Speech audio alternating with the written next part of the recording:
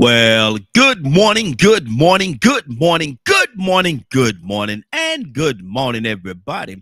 Good morning, everybody. Welcome to another episode of The Morning Glow. Welcome to another episode of The Morning Glow. Got a great broadcast lineup for you this morning, as I hope and I pray that we always do. I'm not important, just a question asker.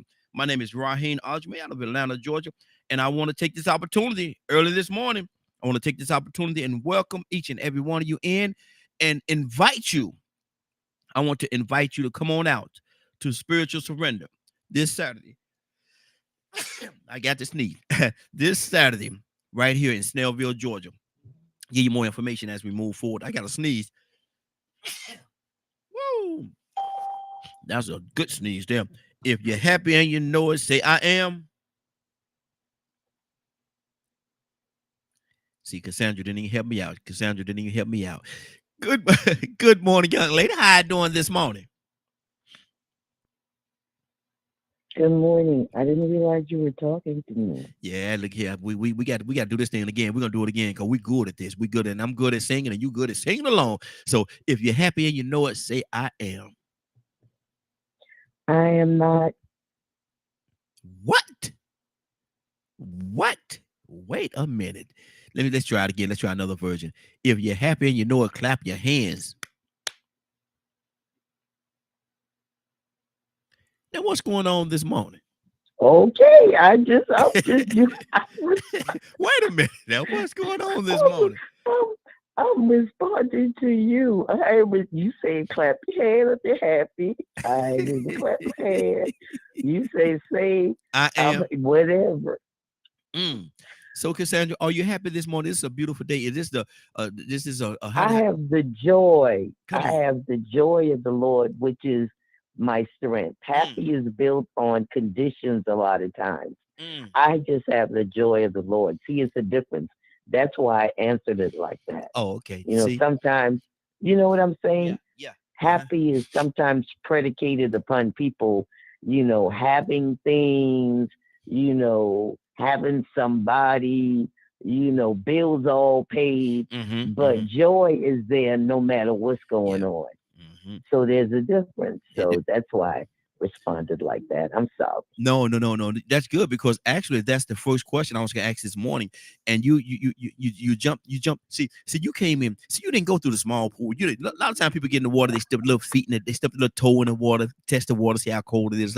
You didn't do that, Cassandra. You went to the deep end of the pool. Jump right in. I'm a jump. I jump all the way in. I believe if you gonna go, just jump all the way. And that's what you did. Because my first question is this: how do you know when? How do you know when? And we can say the joy of the Lord. We can say it that way. But my question was, how do you know when you are happy? How does a person know when they're happy? Because people say I'm happy, I'm mad, I'm sad, or whatever, whatever. I have joy, or I have a peace, or whatever. How do you know when you're there? How does the individual know? Oh, Go ahead. it's just that. It's just that. It's an individual things because different things make different people happy. You Mm-hmm. know what I'm saying? Yeah, yeah. It's all according to how that person perceives their life, perceives their situation, Mm-hmm. and it's based on finances, how they feel physically, how they feel emotionally. You know what I'm Yeah, saying? yeah, So yeah. That's it's true. so this question is so individualized. It's probably one of the most individualized questions you've Mm-hmm. ever asked Wow. because I'm gonna use the word that I call him my boy. Mm-hmm. Badger uses all the time. Mm-hmm. It's about introspection. Yeah, yeah. It's about you looking on the inside of you and figuring out what is really important to you, Mm. and that That's is good, where come Cassandra. on now. That's That's I good. mean That's that is good. really what it boils down to. Yeah, yeah. So what makes me happy is seeing other people at peace, getting their needs met. Even sometimes when mine isn't met, I'm always concerned about the other person, Mm-hmm. and Mm-hmm. I'm concerned about myself. Yeah, But yeah. my life is built around because of who I am in God Mm-hmm. is built around making sure the people around me are well as well. Wow, So that's good. so That's a weird answer, but No, it's the truth. no, that's a It's beautiful the truth. that's a beautiful answer because I love the place that it's coming from. Let me do this, Cassandra. Let me give the number because we got quite a few people that's joining in right now. The number is 508-924-3521. 508-924-3521. And we're asking the question this morning: how do you know when you're happy? Now, Cassandra, I've seen situations, and as weird as it is, but I've seen situations where a man or woman, a person, people will be in a relationship, and they'll say to the other person, let's just use the man for example. He say to the woman, he say, why you acting out? Why you always acting up? Why most women will be happy to be in a situation that you in. They will be happy in a situation. All your bills are paid. You got everything that you need. You're wearing these fancy clothes. Most women would be happy. Why aren't you happy? Why aren't you? Boom, Yeah. boom. He said, why you not happy? But You got everything yeah, you come need. come on, Raheem, because you saying something because material things Come on. don't make every woman happy. That's Come on, not where Cassandra. it comes from. Mm-hmm. People like me, I don't care. Yeah. I don't Yeah. care about all that stuff because I was married to somebody that he was a giver. Mm-hmm. He thought that if I buy her a car, if I buy her stuff for the house, if I buy her jewelry, if I buy her clothes, if I that stuff did not matter to me. You know what I wanted? I wanted him. Yes. Yes. Yes. I wanted him. I wanted his presence. I wanted, to feel like I was the most important thing other than God Mm-hmm. in his life because we Yes. were married. Mm-hmm. Mm-hmm. That is what. So sometimes it's the emotional attachment more than it is anything material. And women are more on the emotional side. We unfortunately got that because of Eve and what her foolishness. So that is where we come from, Mm-hmm. where a lot of times a man feels like if I'm doing all those things, paying the bill, you should be happy. No, Yeah. no, no, no, Yeah. no, no, no, Mm-hmm. no.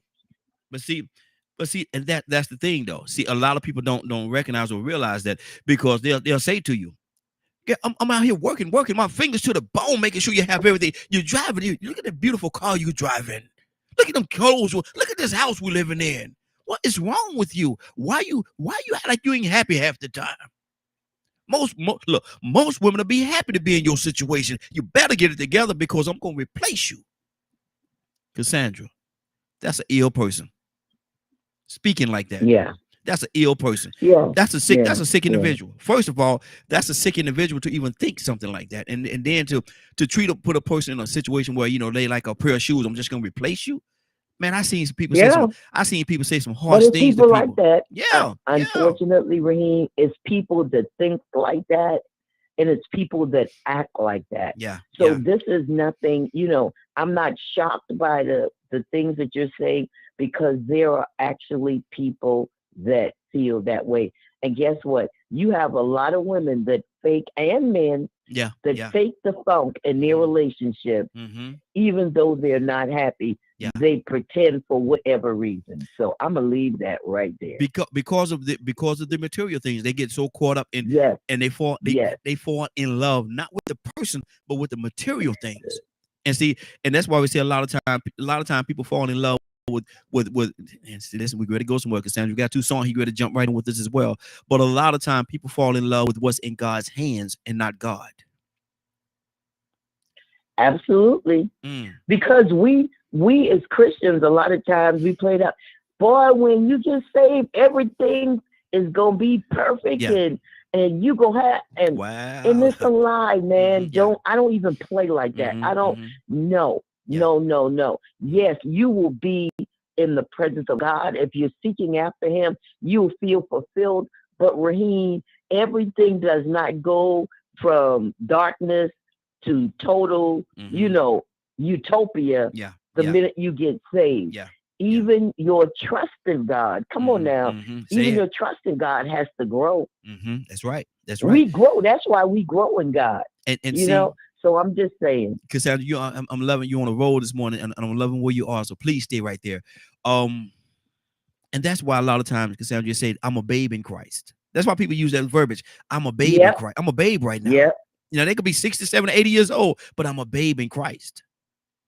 Yep. And so you have to go through the same progression that you went through in life. You have to grow. You have to grow. And like you say, everything ain't gonna be milk and honey. Everything ain't gonna be milk and honey. You know, you still gonna have trials and tribulations.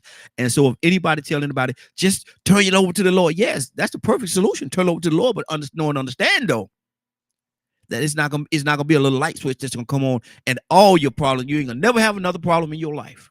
Absolutely. Absolutely. And that's a misconception. Yeah, it is. It is. Toussaint, good morning, sir. How you doing this morning? I'm all right. Now, Toussaint, sound like you're talking away from your phone a little bit. I got a raggedy earpiece. Oh, yeah. Throw that thing away. Throw that Can't thing hold away. it. But listen, what we're talking about this morning is how do you know? How do you know when you're happy? And first of all, let's deal with that part. How does a person know when they're happy? Yeah, content. Mm-hmm. They're content in their situation. Mm-hmm. And then not you know,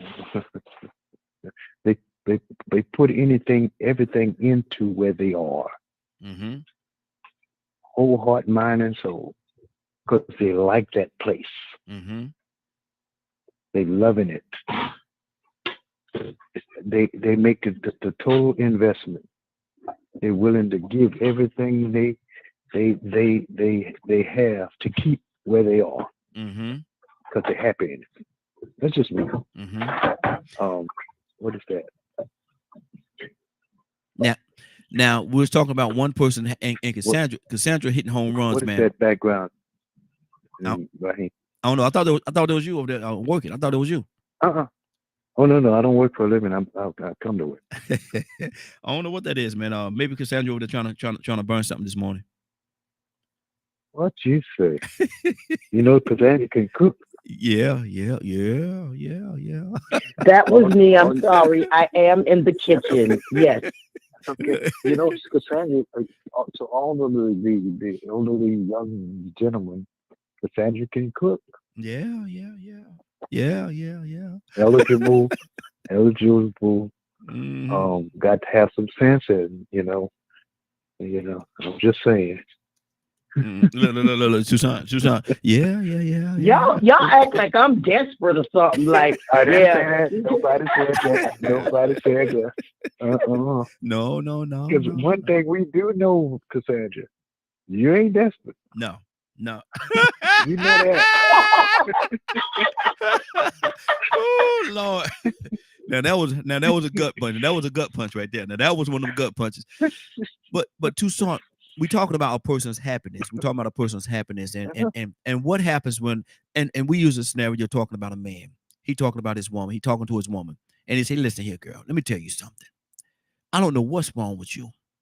You know, you living in this beautiful home, driving a beautiful fancy car, and you wearing all these expensive clothes and all this stuff that you got. Most women would die to be in a situation that you're in right now, but yet still you act like you ain't happy. What is wrong with you?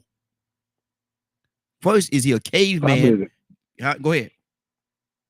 No, probably the thing about it is she got all of that but him. That's why she acting like that. Because he crazy. Mm-hmm. All his life is surrounded about what he has. Mm-hmm. And he's willing to give everything but himself. That's what that sounds like. And then he'll give it to anybody that'll take it. That's what that sounds like.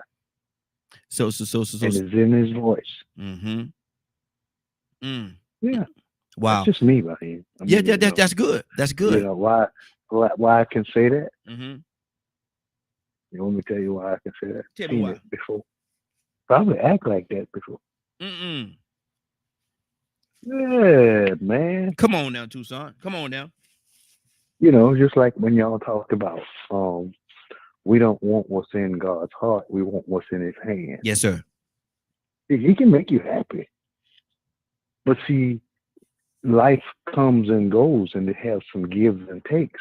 Mm-hmm. And we don't mind him giving. But when he takes, we ain't going to be no Job. The devil is a lie. Mm-hmm. Wow. And we'll almost say, not the devil is a lie. We be saying, no, Lord, I can't handle that one. Because you're the giver. You're the giver. You're the giver. You're the giver. Don't take and away when my. you start taking, we misidentify you. It can't be God. Can't be that. Can't be God. Yes, it can. Yeah. He do what he want to do. Sure, he's loving. Yeah. But he has chastisement. He has correction. He has some strength that he wants to give you. So, trials in our life make us strong. So if trials make us strong, that means you got to go and have some trials in your life. Because you're weak. Yeah. You start off weak. You start off with this big old figment of your imagination, talking about everything, like Cassandra said, it's going to be good from here on because I got God in my life. Yeah. Who told you that? Yeah. Where you get that from? When did that ever happen in anybody's life that was in a relationship with God? Who was that? Yeah. Even when we talk about those that they had to go through some things to get what they got from him. So that they could figure out how to handle what he got, what they got from him. Exactly. Because see, what he does is hold you accountable for what you get from him. And the worst thing you could be is weak with something from God. Wow. I'm just saying. Come on. But when you're happy, you're happy with the hope of the total package. Because it's good what he give you now, but what he has for you is far more greater. Because you hadn't seen it, you haven't thought it. It ain't never been in your heart. The great things that God has prepared for those that love him. And just like in our relationships, that's why I say when a person really is happy, man, look, you're not satisfied. Not saying that you're satisfied, but you're making a greater investment into keeping what you got, even making it better. And I'm talking to my own self. Come on now. Come on. Hey, Cassandra, talk to me. I need you to go or how do you feel about what Tucson said? We're going to go to Mr. Hicks. We got him. We're going to come to Mr. Hicks next. Cassandra, what's on your heart? No, man. Tucson, I mean, he hit it on the head. I just believe that every person has the capability of, I'll use the word happy, being happy or having joy. If you just look and think about every day that you wake up, listen, I wake up in pain every day, right? But guess what? I'm so glad that I opened my eyes, and when I realize that I've taken that first breath, I'll be like, whoo, thank you, Lord. Yes. Another day. Another, come on now, another opportunity. You know what I'm saying? Yes. And that's the way. If you just, I don't care what's going on in your life. If you just open your eyes and inhale and exhale the first thing in the morning or whenever you get up, man, you be like, shuck, it's on now. Well, another day. Cassandra, some people might not say shucks though, but I appreciate what. Well, yeah. Well, some people might not say shucks. you know. Yeah. You know. Well, hey, look here. I know where we are and who we are, but we thing we real too now. We real too now. I'm gonna tell you, some people ain't gonna say shucks. I'm just saying. I know where we at, but go ahead, Cassandra. I'm sorry.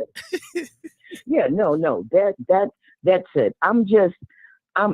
It's about being grateful and thankful for wherever we are. And Tucson said something that is so important. We have to learn to be content. The word of God says, now, I'm just talking from a spiritual aspect right now, okay? Come on. Those of us that are Christian, the word says that in every state we find ourselves, we need to learn to be content. Yes. Whether we are abased or we abound. That means whether you have it or you don't have it, you're still content because you know that God is the one that is going to change and can change and will change our situations if we just trust him. That's the key. Come on. That's our key. Yes. That's our key right there. Mm-hmm. If you get to know that, if you get to that point, and I'm not saying sometimes when God, listen, I'm going to say this because God is my father. I'm going to say this. Sometimes I say, look at here, Daddy. You're moving a little slow on this one, and I'm tired. And guess what? He understands that. But he know what? You know what he knows about me? I ain't going nowhere. That's right. I ain't leaving home. I don't care how bad it get at home. I ain't leaving home. That's right. And and at the end of the day, we all got to realize that he ain't forget about us. He ain't forget about it. It might not how to say go, might not come when you want it, but it's gonna come right there when you need it. When you need it, it's gonna be right there. Sometimes, he got a sense of humor too. And I'm gonna tell people he got a sense of humor. Sometimes it's that 11 and a half hour. That 11 and a half hour. You look around and oh my God, there it is. There it is. Now, hold on. Now, why we had to go? Why had to bring it so close? Why had to be so close? Because maybe he was testing you, testing your patience. He knew what he was going to do for you, but he had to test you, make sure you was ready. Mr. Hicks, good morning, sir. How you doing this morning? Good morning, Raheem. Good morning, family. Hey, good to have you. Good to have you, sir. We're talking this morning, and I need to hear your heart on this. How do you know? How do a person know when they are happy? How do I know when I'm happy? I'll tell you. When I couldn't get the link this morning, you resent it. I got a little late, right? So I was listening in. Okay. And my mood was a little low. I was wondering where you was at. I was trying to get in, and you didn't send the link anyway. But I feel a little low anyway. Just fighting the cold again. It's my second time fighting this darn cold, and then I listened to the conversation, and I felt the laughter that was coming along, and I felt happy. I think for me, I don't know about anybody else. This life has been a struggle. It's never been easy for me. Okay. But but I began to recognize, middle part of my life that that there was light at the end of the tunnel. So happiness come to me in spurts. There's nothing I can't control. It'll be something, a movie, or somebody said something, or somebody walked by, smiled, and they smiled back. And had a good conversation, and I feel that space of connectedness, that I'm connected to that person, I'm connected to everything. But so it's still a struggle, because when we're trying to sort out what's going on around you, the histories ancient, and how we got this book, and how we got these scriptures, and how they've been interpreted so many different ways at different times, and trying to find a way which works for you, that gives you a sense of equilibrium. So, but I know this here. Who's that? Joy comes in the morning and says, "Yes, sir." And I know that my efforts in this struggle to maintain the principles and the foundation, that I know my future, the future after this. So joy comes in the morning for me. I know that on the other side of this thing, if I hold fast and do the best I can, accepting it all, and like Sister said, being content with where you are, because it's testifying church. I thank the Lord for my life, health, and strength, and wake me up with a sound mind. That's my cousin Nancy used to say in church. There you go. To wake up with a sound mind, with all the confusion, boys, blessing. Now is I'm listening to what everybody's saying, actually, and I want to ask you this question: contentment the same as being happy? No, happy. Like I say, being happiness. You don't live in happiness. That it's sort of contrast, and it's different in all the other states you have. Happiness is sort of euphoric, sort of like I'll tell you what, when back there in the 90s, in 95, when I was waking up from my darkness, and I accepted Christ in my heart, Yes, sir. And there's a big thing from where I came from to do that. And I started watching how I felt.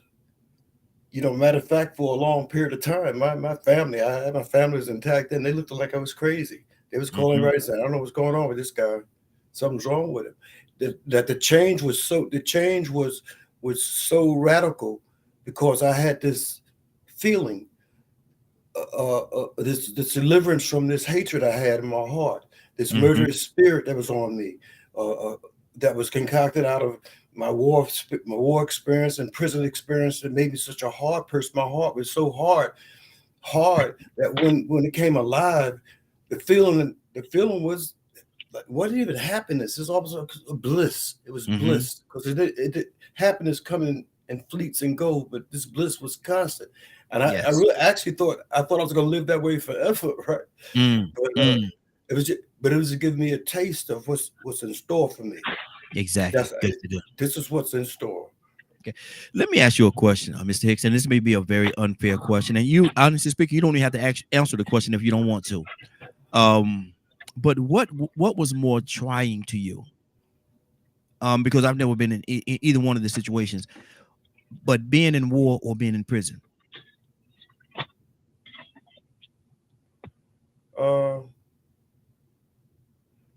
Being in war. Wow. War is chaotic. War you have no control. War is spontaneous. It's instant. Things change in a matter of seconds, and things be calm and everything is good. You laugh and joking, and then the whole world fall apart. Wow. Prison is more or less. Prison was a sanctuary for me. It was like going into the mountains and going into a cave.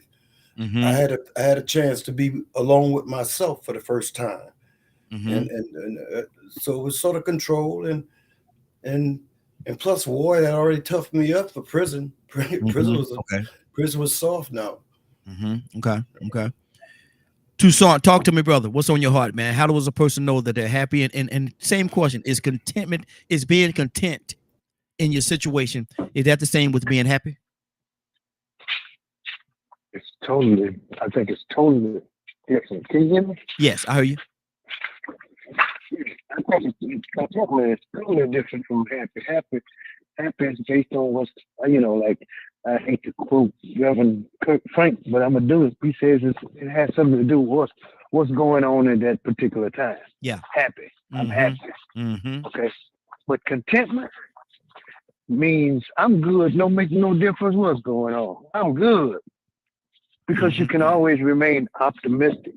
Yeah. It can get better. I'm good. I'm waiting. He gonna work this out too. I'm content. I'm gonna stay right here. I'm gonna wait until my change comes. I'm good. Yeah. It don't make no difference. I can be up. I can be down. Paul says I've learned to be content. So contentment is a teacher.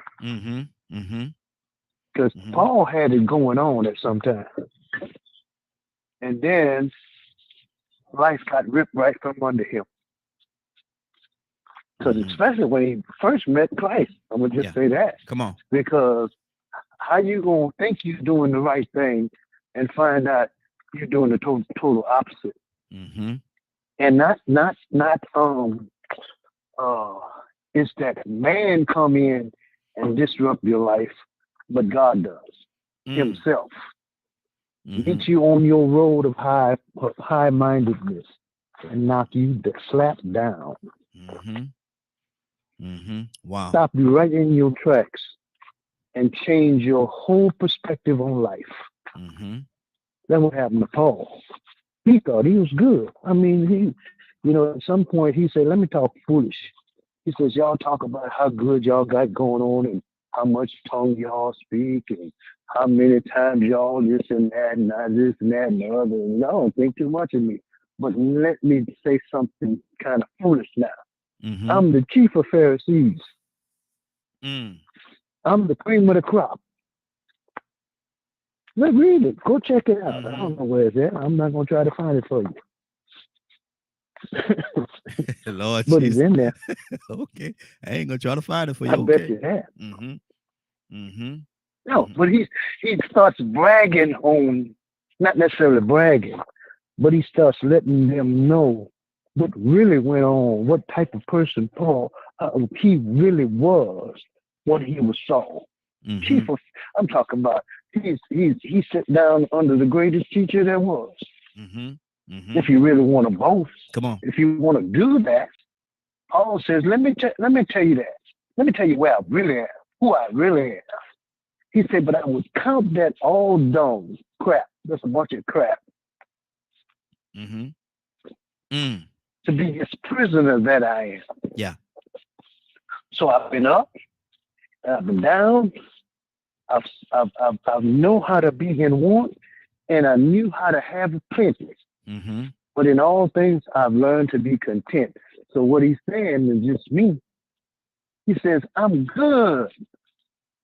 He says, man, look, let me tell you something. I'm so good that I'll be good even if I leave this place. Yes. Because be absent with the body, I'll be present with the Lord. I can't lose. I can't lose. He said, look, man, I fought a good fight. Yeah. I finished my course. I kept the faith. All was good no matter what's there because his mind was good. And when you can get your mind good, the rest of the body going to follow. Exactly. That's good. That's why he said, let this mind be in you that is also in Christ Jesus. How about that? Say it. Say it. Now, Cassandra, we talk about being happy and happiness. But what is the cost of happiness, Cassandra?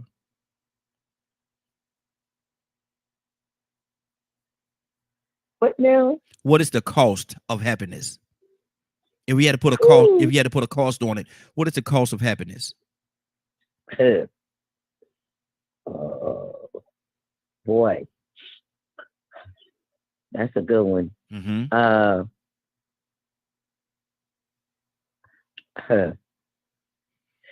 For let's, we always try to keep it personal because it's what we think is what we think. For me, the cost has been trusting God more and trusting myself less. That was huge for me. That's good. That's good. Once I got to that place, once I got to that place where I realized you don't know nothing, you can't do nothing. Come on. Except through him and by him. So you need to take 2 steps backwards, listen for direction, and move like John Legend song. When you move, I move. Oh, Lord. Oh, Suki. Cassandra singing 2 songs. Now that was singing right there. Now that was singing 2 songs. I hear you, Cassandra. Boy, look, I was waving. I was moving from side to side. No, but when we learn to move with God more, we get it when we can get to that place where we're moving more with him and less on what we think, how we feel. We see the shift in everything about us, for real, in everything about us. And let me throw this in, and I'm gonna end with this. Contentment is a part of being happy because it is finding pleasure and contentment in a situation. That's Webster's definition. That's you understand. So it is a part of being content. Happiness is. So we want to make sure that we understand that. Okay. But I love this subject because we have to learn to find out, the kids say our happy place. There's a term they use now, said find your happy place. Yeah. And you need to find your happy place, not in alcohol, not in drugs, not in women, not in money, not in men, but there is a place that is so deep in the spirit that you don't have to ever worry about not being happy or joyous again. Okay. and I understand what you said. I got another call. I want to go to the caller real quickly, but I have a situation I want to say about that contentment and happiness. I view that just a little bit different, and I want to put out there what I think, and then have y'all to respond for it. But right now we got another caller, Ricky.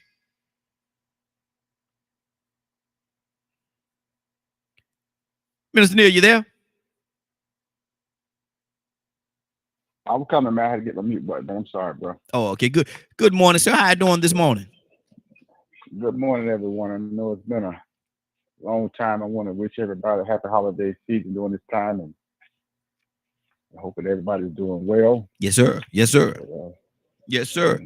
I heard you said talk about contentment and happiness. Yes, sir. I want to ask the question: how do a person know when they're happy? They'll do it in their heart. Mm-hmm. Mm-hmm. And I say that because I think happiness, and I was listening to my dear sister speak, and she gave the definition about happiness, but that's just a global definition of it. But when you start speaking about happiness, you think about the inside of a person and what they have gone through and where they are.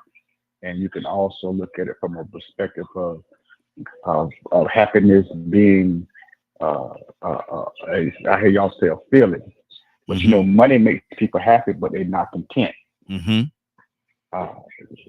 Relationships make people happy, but they're not content. Jobs, monetary things, superficial things, all that makes you happy, but it don't make you content. And for myself, I truly believe content is another way of saying peace. And I say that because when I think about the hymnology, when he picked that pen up, he said, "I'm safe in my Savior's arms." I mean, I'm content. When you in somebody's arms, you're content. And I truly believe that once you are at that point in your life, that you're content, that you won't let things around you bother you. I was having a conversation with a young lady the other day. She asked me, she was talking about her mother is suffering from cancer. And I told her I'm 2 years removed from burying my mother come December. And I said, only thing I could tell you is that it's not going to be easy. I won't tell you it's going to be easy. But understand something, if you got God on your side, yes, you got him in the place. It's going to be hard. I say, I pray every day. My prayers always, I ask God to help me live without that woman, because I've been with that woman for 52 years of my life. So I can understand what you're saying, but I'm having a peace with myself. I'm not happy she gone. Yeah. I'm at peace with myself. I'm at peace with it.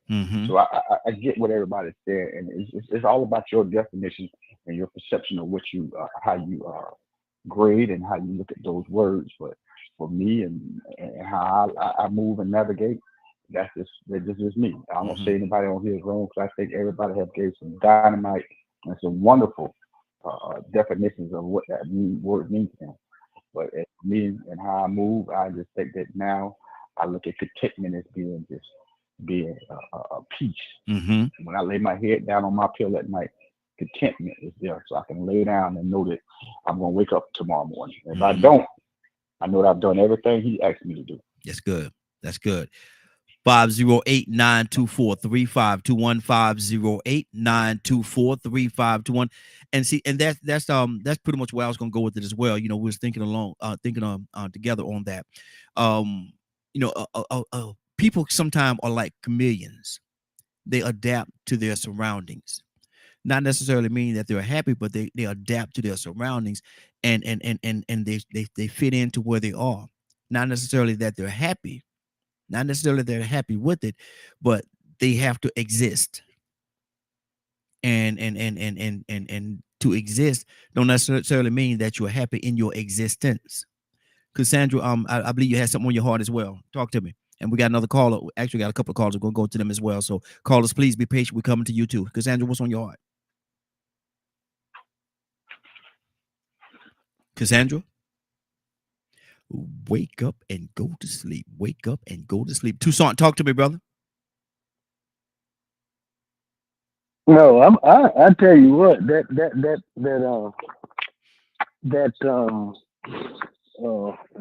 what I just was hearing is, because there are some things that you can't, for nothing in the world, you can't do nothing about it. Nothing. Absolutely.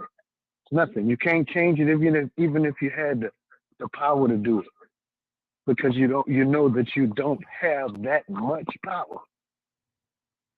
Especially when it comes to people and things that we love, that we get involved with. And so you have to have that peace that passes all understanding. Because there are some things that you don't understand. You'll never understand it. Mm-hmm. Anybody understand why God does certain things that uproot your life? Had you ever figured that out? Have you ever figured out why there has to be some things that go on in our lives, no matter what you do, no matter what you say, no matter how you operate, no matter how good you are, no matter how bad you are? Had you ever figured out why the old song they say, I don't know why Jesus loved me? Mm-hmm. Had you figured that out in the first place? Mm-hmm. I don't know. I don't know why he loves me. I don't know why. I don't know why he cares for me. I don't know why. I don't know why he sacrificed his life. Cassandra. Oh, but I'm Raheem said tenor glad. and bass. So glad he did. And everything in between. Oh, but I'm glad. So glad he did. Y'all don't know nothing about that. That's old. That goes back too far. Ricky, they don't know nothing about that. But yeah, but that's what it is, man. And so to be happy is one thing that a lot of people have a hard time in obtaining. To really be happy and to walk in that happiness and that joy and that peace that comes along with it. Because some people are in situations, you look at their situation and you be like, man, how could you be happy? How could you? I've seen people in situations and you be like, man, how could that person be smiling in the situation that they're in? Is that because of a joy that they have on the inside, and they don't let the outside affect their inside? How do you get there? How do you get to that place? We got another caller. Let me see who it is. Joetta. Good morning, young lady. How you doing this morning? Good morning. How you doing? Hey, doing good. Since we're talking about how do you know when you are happy? How do you know, Joetta, how do you know when you are happy? Ooh, I know when I'm happy because the Most High God has kept his promise to me. And I'll be 66 years old my birthday. Mm-hmm. And he told me, I will bless you with your daily needs. Mm-hmm. He didn't say he was going to bless you with what I want, but he said, I'm going to bless you daily. I woke up this morning, the first thing I did was open up my eyes. I could see. Mm-hmm. Then I rolled about the bed. I could walk. I went to the bathroom. All my organs were working. I woke up in the right mind. These are my daily needs that I need. My hands are moving. My legs are moving. He kept his promise. Okay? Mm-hmm. And I woke up with a sound mind. Okay? So long as the Most High is doing what he needs to do for me, and in 66 years, I've never been sick. No more than a common cold or something of that nature. It's been something common, but never had to spend no time in the hospital. Mm-hmm. And I learned this at a very early age in my life about God blessing me with your daily needs. And I had to think about what my daily needs were. And it came to me that I need everything in my body to function every day. Because if it's not, I can't drive my car. I can't go to work.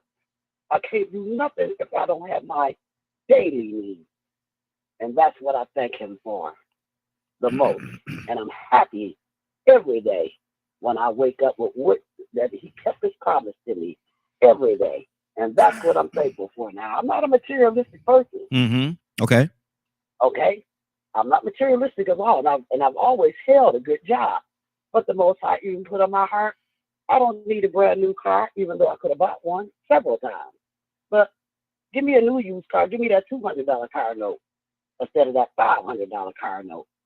You know, I don't walk around with Gucci bags and name brand stuff. I could have, but this materialistic world have never grabbed me like that. You know, I still shop at, and I've always shopped at Goodwill. Ever since I've been in my 20s, I live very uniquely because I'm not materialistic at all. And that's just the way he made me, even when I was in my 20s. I thank him for keeping me off drugs, alcohol. Never had a mind to do none of that. He just kept me in sports, playing softball, tennis, be it which. I mean, you name it. That's been my life. And so I am happy. I am content with he have kept his promise to me. And still today, as I got up, I had retired, went back to work. My husband was like, I think you need to go back to work to get bored sitting around the house. Got too much mileage still left in you. So I jumped right back on the bus again. And I'm going to work a few more years, I think. And that's what I think the most high for.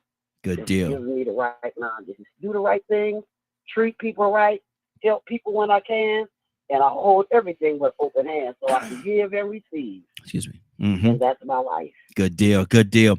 508-924-3521. 508-924-3521. Asking a question before we move on to the next topic.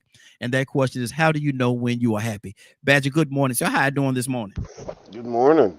Badger, how do you know when you are happy? When I'm not wanting to hit someone. When joy, like, it's interesting when someone asks to describe emotions. You know, you truly know when oneself is happy or sad or any of those. And for me, it's waking up, being around my family, and having tools to help others. But those are what causes the happiness. So it's just it's a light, airy feeling that doesn't weigh me down. How do you identify happiness? That's what I was just saying. How do you specifically, how did Badger, if I had to ask you to identify it, if I asked you to identify your phone or describe your phone, you would describe it with certain you use certain verbiage to describe your phone. How do you describe happiness? Well, I would say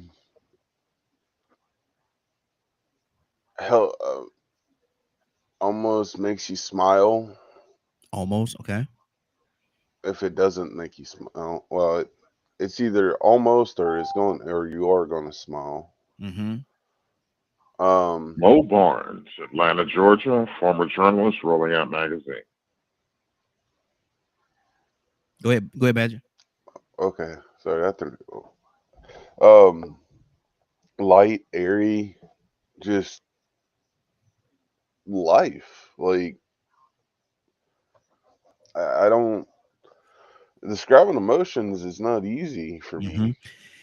And that's a part, and that's why I asked you that question, because a lot of times, and nothing against you, nothing against you at all, Badger. You know, you're my brother. I love you, man. But at the same time, a lot of people, when you ask them to describe what happiness is, they don't know.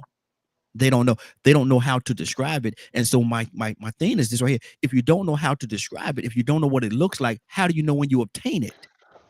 If I'm saying I'm traveling, if I say I'm traveling somewhere that I've never been, how do I and don't know none of that stuff? How do I know when I get there? And I'm not talking about a physical place. I'm just talking about how do I know when I get to that location? I'm actually happy you said that, because part of autism things that they do, or at least in my experience, that's why I'm relating it to the autism, is they sit there and they show you this piece of paper with all these emotions. And they say, if you see this face or this face or this face, that's what these emotions are. If you're feeling this is what this emotion is. So we're told this light that, or at least for me, that this light, airy feeling and me looking at my kids and smiling, that falls under the label of happy or joy. But it's normally a description based on another person's perception of what a label or a word is. Okay. And that's again, that goes right along with what I said. A lot of people, don't really know what it is, and it's a sad reality. But some people just don't know what happiness is. They don't know what it is for whatever reason, and there's a whole lot of reasons why they don't know. But life situations, circumstances, how the ingredients of their life, they just don't know. They just don't know. We got another caller. Caller, what's your name? Where you calling from? 404 area code. Is this? Or you got me, Mo Barnes? What's your name? Your name is Mo Barnes. Yeah. Oh, okay. Hey, you got me there. Hey, how you doing, sir? I called into your show before. I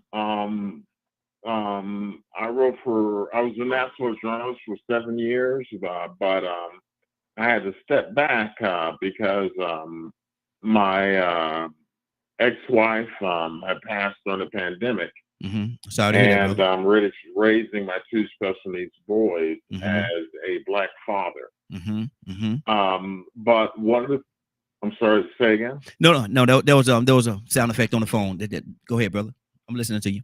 Okay, so one of the things that I try to do with affirmations is, and I'm reading one right now, is once you become a certain age, it is your responsibility to unlearn behaviors that hinder your growth as a person. So we ask about what true happiness is. I am a practitioner of Ishin martial arts, Okinawan style, and one of the things in the precepts is the man's unbalance is the same as his weight. That's physical, spiritual, etc. But when happiness is when you can be with yourself, as different, and it's not automatic. And I want to let people know that you can't be happy overnight with filling your prescription, waiting for your Celexa, your Zoloft, anything else that doctors give to you. It's balance. It is looking at what actually made you happy at some particular point in your life. And realizing that there are certain things that we grip with that are like, oh, my mother, my father, my uncle were unfair to me, or something happened that was dysfunctional. And they are no longer there. It's intangible. But in our minds, it becomes something so strong that it feels like there's someone we could reach out and end it all of a sudden. And it ain't going to happen. It's a journey. And you saying that, Mo, do you think, Mo, and you saying that, do you think people carry their pain with them like a luggage? They just carry it everywhere they go? Of course. So when I say to you this word, and I say in a health frame, STD, what does that mean to you? When you say that one more time. If I say to you, a person in a health frame, a doctor says to you, you have an STD. What does that mean? What does that STD mean? Man, you're in a pickle. You're in a pickle, brother. You got to go and get something to get that up off of you. You have a sexually transmitted disease. Yeah, right? you got to get that up off you. Yes, sir. STD, sexually transmitted disease. Absolutely. So what if in our mind we have an STD and it's a spiritually transmitted disease? Wow. Or in that regard, because we won't let go of things that are intangible, that we struggle with, that people pop up. Oh, it's a generational curse, and you don't have. Yeah, we've heard all of that. But we're in the midst of our pain and don't know how to get out of it. And we've heard what the preacher said. You know, I've done everything the preacher said. I take communion. I eat the cracker, the Christian Brothers wafer, which is interesting because Christian Brothers that does E&J brandy. You know E&J brandy, right? Yeah, I heard of it. Yeah, they call it Easy Jesus, you know, back in the day and stuff. But E&J brandy has their own product line of wafers for communion and wine. Where you have the wine, and that's going on for decades. That's not new. Okay, wrap it up, brother. We only only give you 3 minutes. Everybody, 3 minutes. Yeah, wrap up your comments. So I got to move to the next person. I'm just wrapping it up. When we find happiness, it's finding balance. It's really letting go of the intangible and looking at what you have control of. And balance. But see that open, and I appreciate you calling in. I really do. You put a lot out there, and a lot of people will say it kind of titters a little bit, but at the same time, you spoke about finding that balance and finding that happiness, and that's the struggle that a lot of people have, brother. That's the struggle that a lot of people have, and so it's very difficult for some people to find that balance and that place of happiness in their lives, and they walk around lost. They walk around lost their entire existence. Real quick, if I can say this, that with the people have that struggle with it, when you say you have a struggle, like when you're like a warrior going over a wall in ancient warfare, you know, trying to get at the enemy. Some of those bricks and everything else don't exist. You're not the forlorn hope, the ones that first breach through the wall. You just have to realize that this wall does not exist except within your own mind. And I've called your show before. You can actually Google M.O. Barnes plus Rolling Out Magazine. I've written over 3,000 articles. And, you know, look at this, because it's a serious thing with us as a people. Looking for our spirituality in this country that stripped us of it, that stripped us of the family structure, that stripped us of what is to be happy. That's all I want to say. Okay, but let me ask you this one question. I wanted you to take just 1 minute to answer this question, because I have to move on to somebody else. In fairness to everybody, how do you feel? What is your ideal? What is your idea or your mindset in regards to spirituality? My ideal and mindset is balanced upon the souls and broads of this world. I'm a blues musician as well as a journalist, and like my good friend Bobby Rush in Jackson, Mississippi said, the only two things that make me so happy, I only got 2 little boys and they both call me Pappy. I ain't studying. So it's going back to the basics of what is life and what is your experience and what you're leaving behind. Okay. Stay right there, brother. Realizing that it is your familial connection that connects us all. Okay. Don't know if you answered the question the way I wanted you to answer it, but you answered the way that you wanted to answer it, and that's what I was asking you for. Your interpretation. How did you want to answer? No. Hold on, brother. No. We can't do this, brother, because hold on. I got several people. I got to be fair to everybody that's on here. So if you can hang out with us, I will circle back around to you. I promise you that. But I can't stay with you the whole time. Should I hang up and call back? No. Hang on, brother. Wait, I got 100 and some lines. I got plenty of lines, so you know you ain't tying up nothing. Oh, okay. Stay right there where you at. During that time, Google Mo Barnes, M.O. Barnes, brother, plus Rolling Out Magazine. Brother, you know, come up with Muck Rack. Brother, you know, I would do it after. Listen, brother. Mo, listen, brother. I would do that after the broadcast. I promise. I may even give you a call after the broadcast. But right now, I got to keep this particular broadcast moving on. Cassandra. Understood. Cassandra, what's on your heart, sis? Are you there? Cassandra, are you there? And I was on WAOK just a little while ago. Okay, good deal. That's beautiful, brother. Hold on, though. I got to bring other people into the conversation. That's beautiful. I appreciate that. But yeah, I'll hang up and call back. Okay, that's fine. Cool, or you want to hang on? Either way you want to do it, brother. Either way you want to do it, we're gonna be here. What's easier for your production team? We good. We good either way. Ricky, what's on your heart, brother? Minister Neil, talk to me. I'm just listening. Honestly, I am. I'm just listening. Okay. You just listening, brother. You ain't got nothing to say. Come on, this ain't my brother. I understand, brother. I understand. I'm just listening, guys. Okay. All right. Toussaint. Toussaint, talk to me.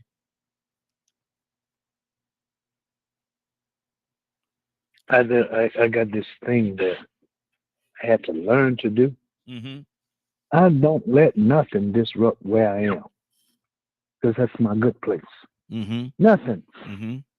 It don't make no difference the way come or go because I'm good there. I found, it took a while, but I found me a place of refuge. Mm-hmm.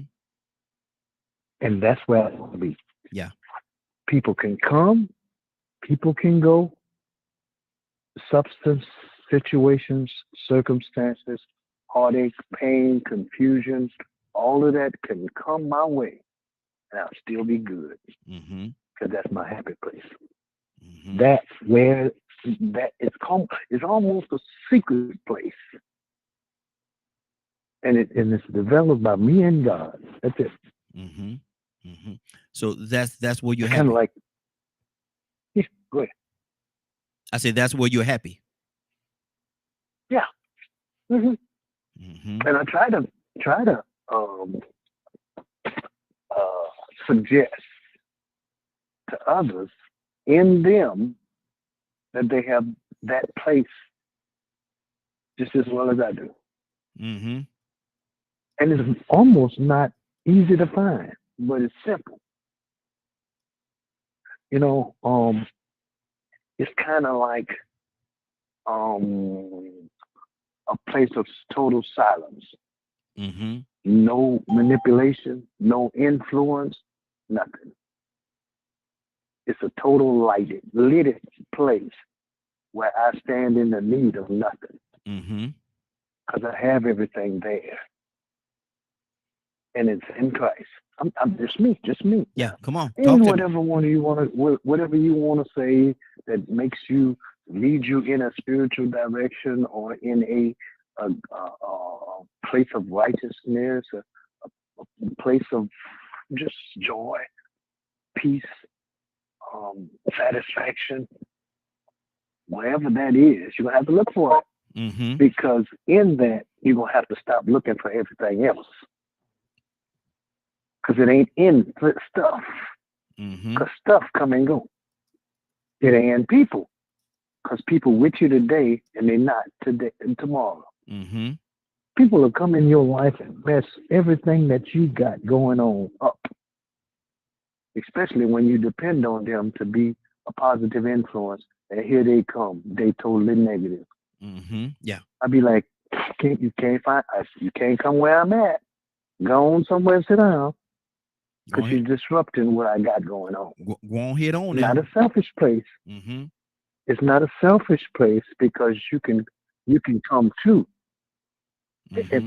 In a certain sense, but you got to bring your own even place because I can't share mine because there's not enough room for two.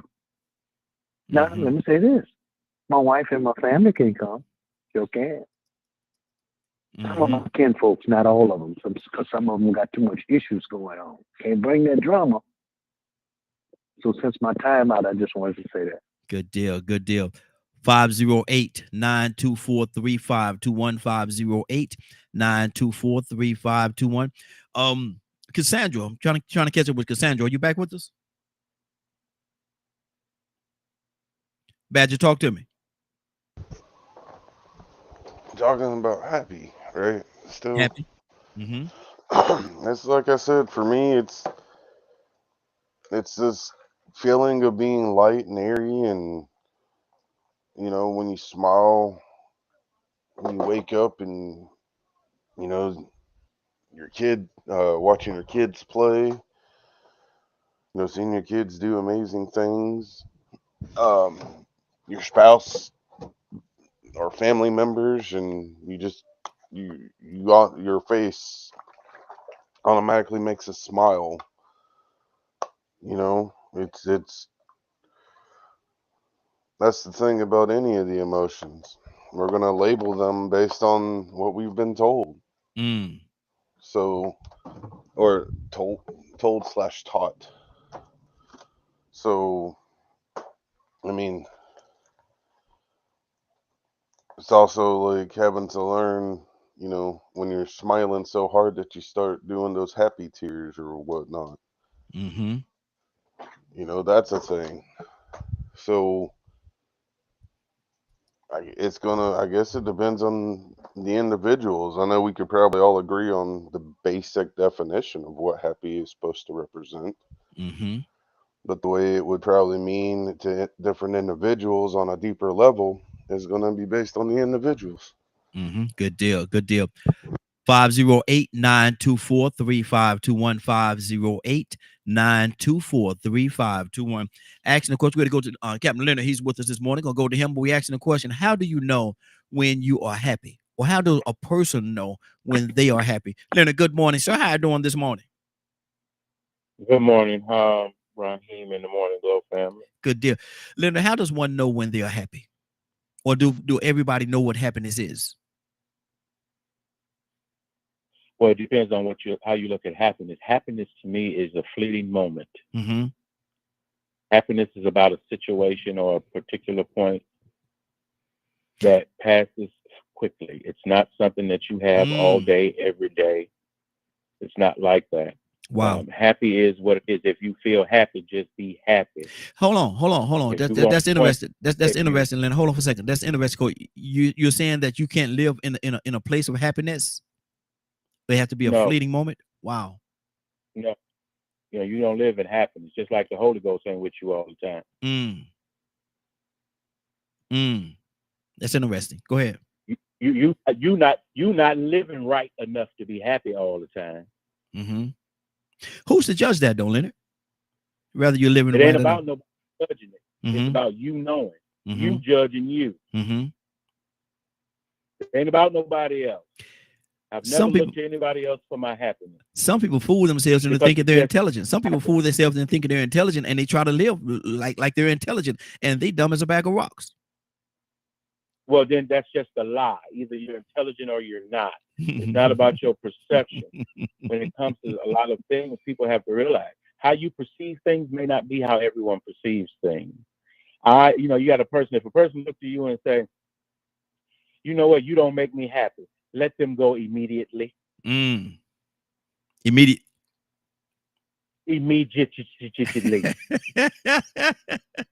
I got you. Okay. So they don't mean you no good. Mm-hmm. They're there for themselves. Mm-hmm. Selfish. So, look to me, I don't make you happy. You don't. So you just started an argument with yourself. Mm-hmm. If you're happy, be happy. If you want to ruin it by defining it, do that as well. Mm-hmm. Okay. Joy is different.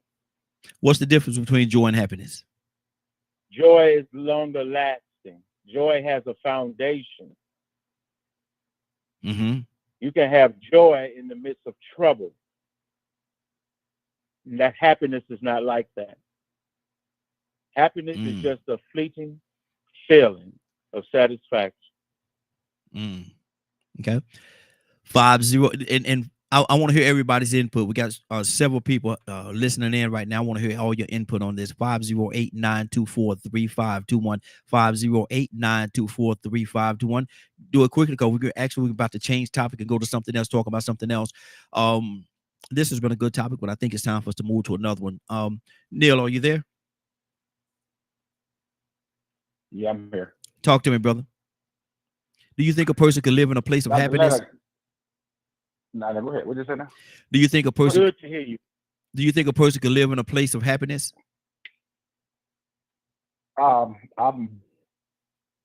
Leonard was talking, Leonard, well, I tell you, sometimes he bring my preacher hat out. Sometimes he got me thinking about the old hymnist when he picked the pen up. He said, "This joy that I have, mm-hmm. the word didn't give it, and the word can't take it away." So that kind of sums it all up. We have to understand something that what he's saying is that when he said happy for a moment, I reflect back to we all are parents. Most of us all are parents, on this line here, and you know the happiness and the overwhelming feeling you had when your child was born. So but you don't get that back again. What I mean by that, it's not saying that you don't love your child. It is that you won't get that actual feeling back again. Excuse me. What he's alluding to, which I understand what he's saying. But joy, every time you see your child walk through the door, every time you hear him call your name, or every time you see them, the joy comes back to you. Because you say, man, look how they make me feel. So, I mean, I get something when I see them. So I get what he's saying. So I totally understand why he went that avenue. I never, but for me, I think that we also have to understand that people are making it seem like those words are parallel. Just like I was telling you about happiness and contentment. See, for me, I believe contentment is a lot of peace. That's just me. I can't speak to nobody else. But somebody else say, no, I think happiness brings peace. Like I said, you can get monetary things, and I don't mean you're happy. Yeah. You might look like you're happy, and I've heard everybody on this panel say the same thing. That those are the things that those emotions will come. But and I heard the dear brother say about intangibles. I mean, if you something that you can't hold on to, why would you want to why would you want to give up something you got to hold on to? Like the word of God. Why you could hold on to the word of God. What I mean by hold on to it, meaning it could be in you. You know, I talked about this last night. Yes. When you quoted Psalm 119, is that what is written? Yes, exactly. Okay. Okay. Say no more. But I get what he's saying, and I understand why he said it, because he's not what he said. He just put it in a different paraphrase, but at the same token, what he's saying is it's pretty much on the same line as what we all saying, is that, you know, hey, it's an emotion, but he's saying joy has a little bit more sustainment power, which is true. Because like I said, we sing the song all the time. This joy that I have, the world ain't give it to me, the world can't take it away. That's good. That's good. You get what I'm saying? So you're saying that joy has a few more ingredients in it? Yes, sir. Okay. It come with a price. It comes with some blood behind it. Yeah. That's all I'm gonna tell you. I got you. 508 508-924-3521 508-924-3521 is the call-in number, and the phone lines are open. Let me go to Stanley. Stanley, good morning, sir. How you doing this morning? Doing good, brother. How you this morning? Hey, doing good. We're asking a question. How do you know when you are happy? How does a person know when they are happy, or are they ever happy at all? Because some people walk around and you just don't, look at them like, man, that joker ain't never happy. That joker, they ain't never happy. So how does a person know when they are happy? Well, I think when you get to a certain point in life and you don't let things bother you as far as the world, and you're happy in your own world, just like whether it's your marriage or whether it's your job, your career, or whatever, when things don't bother you anymore, when you're content with where you are in life. And you got God in your life, you got a good family, and to surround yourself with good people. And some people will fool you. You may look at them and they may not look happy, but they can be happy on the inside. They just might not show it on the outside. You know what I'm saying? But I think when you get to a point where you don't really worry about material things and worry about what people think about you and what people say about you, and you're just happy with yourself, your family, your life, and things don't bother you anymore, and you just, in your mind, you're content with where you are. That's like me. Things that used to bother me 10, 15 years ago, I don't even have to worry me no more. You know what I'm saying? I'm content with where I am and where I'm going, and the people that I'm around that are around me. So I'm just good. And that's where you have to be. You have to just make up your mind. Say, I'm good where I am. I don't care what nobody thinks about me, when people look at me, any of that stuff. Don't even bother me anymore. Exactly. That's good. That's good. We're going to switch topic and go to another topic. Mo, did you have something you want to say, brother, before we move on? Hold on, I'm coming off mute. Can you hear me? Yes, I hear you. Okay. So I'm talking about this My ex-wife, I divorced her in 2015. Mm-hmm. A few months after we were married, and we were married in 1998. She was diagnosed with cancer. Stood by her, everything else. And after the divorce, I have 2 special needs twin boys.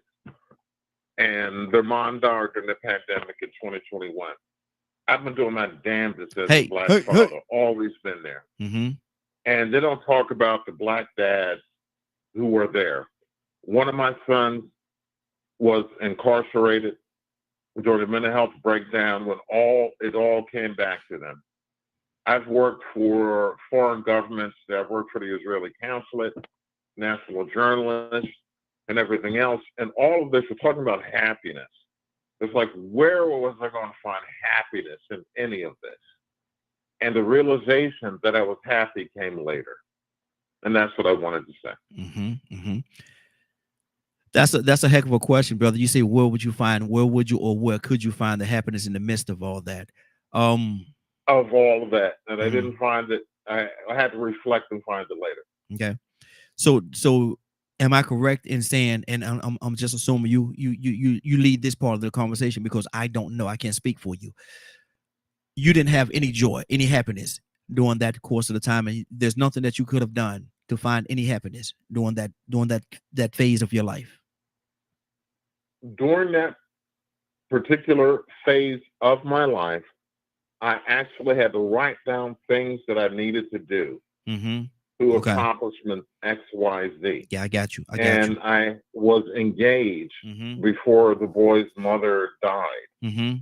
And everything was going like beautiful. I knew this girl since we were 12 at church youth group. And I went to Morehouse, she went to Spelman. And we met each other at Atlanta. There's a science fiction convention called Dragon Con. Have been gone there for years. Didn't know she had been gone there for years too. We got engaged, but everything was great. The boy's mom died. I had to take him in, and there was a lot of trauma with that, and it broke up. Yeah. Within, it broke up our relationship, but she also had other stuff going on. But what I'm saying is that Dad did his best to keep it together. One of my sons physically assaulted me, and twice. First time they kept me in jail for 32 hours. Second time they were going to send me back to jail, and then he spat in the cop's face and went crazy because come on, losing your mom at 16 in the last year of high school, AB student, 3 A's, 4 B's, 1 C, 1 D, Army ROTC, cadet sergeant, and junior ROTC. It was too much. And it put me through so much. But now looking back, I can look at points of joy. Sometimes there are points and valleys of joy. Yes. You can't have joy all the time. That's kind of selfish. All right. It's like, yeah, God listens to you. God really listens to you. But don't be a pain in the butt. Yeah, good deal. Good deal. Right. And you answered my question. But that's what I wanted to say. Absolutely. I appreciate that, brother, because what you said in the course of the conversation, you said there were points and places of happiness along the journey. Even that, because that's a lot that you went through, brother. And my heart goes out to you. It really does. There's a lot that you went through. But my thing is, you said that there was there were certain points of happiness. So that leads me to think that takes me back to why I'm going to change this topic and go to something totally different. But that leads me to think that to let you know that even during that time that you think may have been one of the roughest times of your life, God had not forgotten about you. He still was there. No, if that was it, I wouldn't be here. Exactly, my man. Exactly. Anybody have anything they want to say on this topic before we move on? Good deal. All right. So I sent you a friend request. I'd love to do a show with you at some time. Like I said, national journalist, written Morehouse grad. I'd like to do a program with you, and we'll hook up. Yeah, let's make it happen. Brother. Hang out with us if you can. If you got to go, I certainly understand. Cassandra, what's on your heart, Cassandra, before we move on? She's back with us now. Where were we? I'm sorry. No, actually we're still talking about that same topic. I'm going to change it up right now, and I want to ask you this question, Cassandra. If you're dealing with somebody that's very special to you, and y'all get into a conversation, maybe a heated discussion, and at some point in that conversation, you have to say these words right here. I want to know where that conversation is going. Why aren't you listening to me? Why aren't you listening to? If at some point in that conversation, that heated discussion that you all are having, this person is dear to you, so it's not just somebody you just turn on and walk away. You know what? I ain't even dealing with this. Bye. But this person is somebody that's real close to you, and you have to look them in the eyes, Cassandra, and say, "Why aren't you listening to me?" Where's that conversation at that particular point, and where are you in that conversation? Yeah, I would actually not be in a very good place if I have to say that, because sometimes when you're talking to people, it may be the way that they look. It may be, because sometimes you can say something without saying something. Y'all know that, right? Yeah, exactly. Come on. That is a huge problem in a lot of communication. Mm-hmm. You don't have to say anything. Your look will speak louder than your words. Mm-hmm. So if I'm at a point where I'm feeling like the person, they're not hearing what I'm saying, it means like I feel like you left the conversation even though we're talking, and it makes me feel bad. And because it's like, wow, they really ain't paying me no attention. Mm-hmm. They're not hearing anything that I'm saying. So it's not a good place to be in, whatever side you're on. You know what I'm saying? Yes. Because, come on. I don't know. I think sometimes, I know one thing. Mm-hmm. Men are great at this. Uh-oh. Like you can be Lord. no, look, wait. No, because we're in our emotions. Remember you saying you're in a heated discussion? Yes. We get in our emotions, and sometimes even we've discussed this before. Sometimes we can say, well, why don't you just go ahead and go? Mm-hmm. Yeah. And I wish you would turn around and walk out and see what happens. Even though we just said, well, you can just go ahead and go. I do it and see what happens. But you the one gave the invitation. You the one said go. Yeah, I know. Well, I didn't mean go. Well, what did you mean though? The English language, when somebody say go in the English language, it means leave, turn around and get out. So what am I how am I supposed to read your mind? See, and that's the thing right there. Well, it means that you don't really love me and you're not listening. And what would you just walk up when I'm talking to you? You told me to go. You told me to go. I'm listening to you. Go. You get it. Go Domingo. Yeah. Go Domingo. Go may mean come and hold me and say, baby, it's gonna be okay. You know what I'm saying? Without me saying, come and hold me. You know what I'm saying? See? Yeah. So sometimes you have to read between the lines when people are talking. No, you telling us to read. You telling us to read your mind, and we failed our mind reading class. Y'all mind readers. We failed that class. Cassandra, I'm telling you, we failed that. All of us failed that class. We didn't fail that course. We failed it. We failed it terribly. And so, say what you mean what you say. You tell me to go, and I go grab my hat and my coat, and I'm heading for the door, and then all of a sudden you throwing stuff at me. I wish you would. I wish you would. Wow. Did you see that frying pan that flew past your head? The next one, I'm going to aim a little better. I'm going to aim better the next one. I intentionally missed you the first time. Wow. Yeah, Minister, talk to me. If you're in the course of a conversation and you have to say that to somebody that's real dear to you, and you have to say, why aren't you listening to me? Why aren't you hearing me?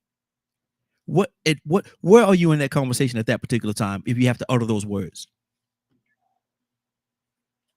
I probably at my wit's end, because sometimes people, they hear you but they don't hear you. So it depends, on the conversation and what the content of the conversation is. Because sometimes, again, like I say, I mean, you got things. When after I had my surgery, you got into it. Yeah. Yeah. You swore up and down. I ain't heard nothing. You swore up and down. I ain't heard nothing you said. But you didn't hear what I was saying. You know what I'm saying? Yes, yes, sir. And we got to a heated. And I knew that you cared about it, but you was like, you can't go back right now. I was like, you crazy? I'm going back. Yeah. But you get what I'm saying. Exactly. You were saying it like, you don't hear me, man. I'm trying to tell you, you just had surgery. We laugh about that all the time. I'm like, I didn't care.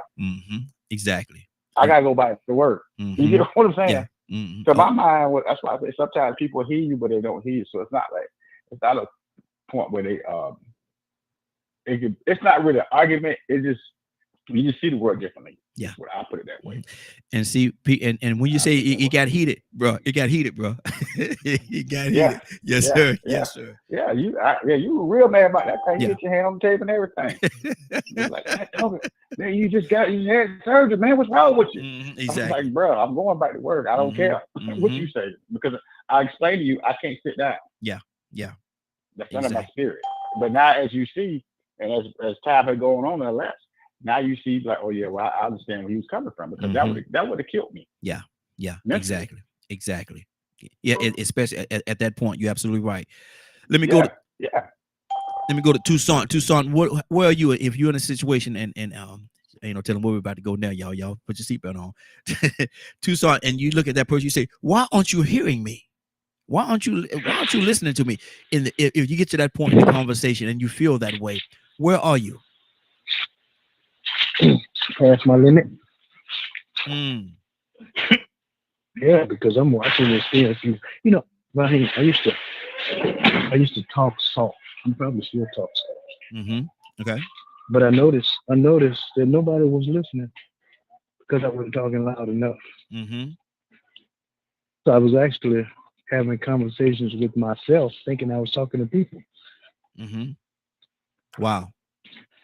So now I pay close attention to see when I'm talking to somebody, I observe to see if they're listening in the first place, because I don't like talking to myself. I mean, I do something. If I'm gonna have a conversation with myself, I'm gonna answer too. I'm just saying. Hold on. Now, they say that's a little cray now. They say it's a little cray. Yeah. You can have a conversation with yourself, but brother, when you start answering now, that's borderline. That's borderline now. I'm just saying now. And we say why have a conversation with somebody and you're not even paying attention to them to see if their body movements, their keen ears, their senses are even going your way? Why are you doing that? That's not their fault. That's yours. Do you think a lot of times a lot of conversations are based on solutions or based on you trying to impose your thoughts, your idea on the other person? Most of the time, we want people to think like us. They don't care. Some people like to hear themselves talk. Yeah. That's why you can't shut them up when they start. Oh, I'm sorry. Lord Jesus. Okay. We're gonna stay right there. I'm just saying. You gotta know that if you enter into a conversation with somebody, that means somebody else talking other than you. Yeah. So you start a conversation by listening, not by talking. Wow. You start a conversation by listening, not by talking. Okay. Let's keep this thing going. Stanley, what do you say to that? You're in a conversation with somebody that's dear to you, that's real close to you. And so you want to get to a solution to whatever y'all are discussing, and it become a little heated. And you have to the point where you look at that person, why aren't you hearing me? Why aren't you listening? Stanley, where are you in that conversation at that particular time? Well, if I'm catching the answer right, some people just comprehend a little bit different than others. And some people don't like confrontation. So if I'm talking to somebody and they're not really comprehending what I'm saying, sometimes you have to just back off, and sometimes they just, just have to re-explain it to them. Because I've been talking to people trying to get them to understand. I'm telling you this, and it doesn't seem like you're getting what I'm saying. Now, they can take that as an insult. Sometimes they can take that alone for a minute. Yeah. Yes, sir. Go ahead. Yeah, you got to leave it alone for a minute. I understand. I get it, and I'm trying to explain it to you, but you're not getting it. Mm-hmm. So we just have to back off sometime, man, because like I say, some people are just in a different frame of mind sometimes. Mm-hmm. You know, I was listening to earlier the guy was saying, I mean, when I first started working at the bakery, this is back in the 90s, and people would not really talk to me. And I didn't realize why, but the guy came up to me one day, I was eating lunch, and he said, "Hey, man, how you doing?" I said, "I'm good." He said, "What's your name?" I said, I'm staying. He said, "Everything good?" I was like, "Yeah." He said, "Bro," he said, "you walk around like you mad, and these folks scared to even speak to you around here." I was like, "What?" He said, "Look on you." He said, "You a veteran, right?" I was like, "Yeah." He said, "These people think you shell shocked or something." Good and Lord. You got that mean, you got that mean look on your face. Yes, sir. And I'm for real. I was at the bank, man, like 6 months Mm-hmm. before the first person even really spoke to me, other than Wow. the supervisor and everything. And that's why he said I look so mean. Mm-hmm. But I just came off of my wife and I had just split up. Mm-hmm. My first wife and I had a lot on my plate. Yeah. But yeah. I didn't realize I was walking around with that look on my face. Mm-hmm. And then once he told me that, I kind of eased up a little bit and and tried not to look like that. But I didn't realize I was looking like I want to jump on somebody every day. Mm-hmm. But like I had a lot on my plate. But but if I had been in a mindset where he was telling me one thing and I didn't want to hear it, then I would have kept on walking around looking like I was ready to fight every day. Exactly. So I heard what he was saying, and I Mm-hmm. received what he was saying. Mm-hmm. Exactly. And you was able to ease that up and put a little smile on your face. And then you didn't see now. Right. Yeah. A lot of times they say, somewhere I read where it says, to be a friend, you've got to first show yourself to be friendly. And you showed yourself to be friendly. Right. Exactly. 508-924-3521. 508-924-3521. Curtis, good morning, sir. How you doing this morning? Hey, what's up, brothers? What's going on, man? Hey, doing good. What's up? Hey, doing good. Leonard, come to you next. Be on standby. Come to you next. Curtis, if you're in a conversation with somebody and you being a counselor, you know the art of this thing, but you're talking to this person. It's somebody that's close to you, and it's heated. It becomes very heated, and you look at that person. You come to the point of the conversation. You look at them and say, "Why aren't you hearing me? Why aren't you listening?" Curtis, is that a bad? Are you in a bad place in the conversation? Where are you at that particular point? You're definitely at a bad place. Mm-hmm. Definitely at a bad place.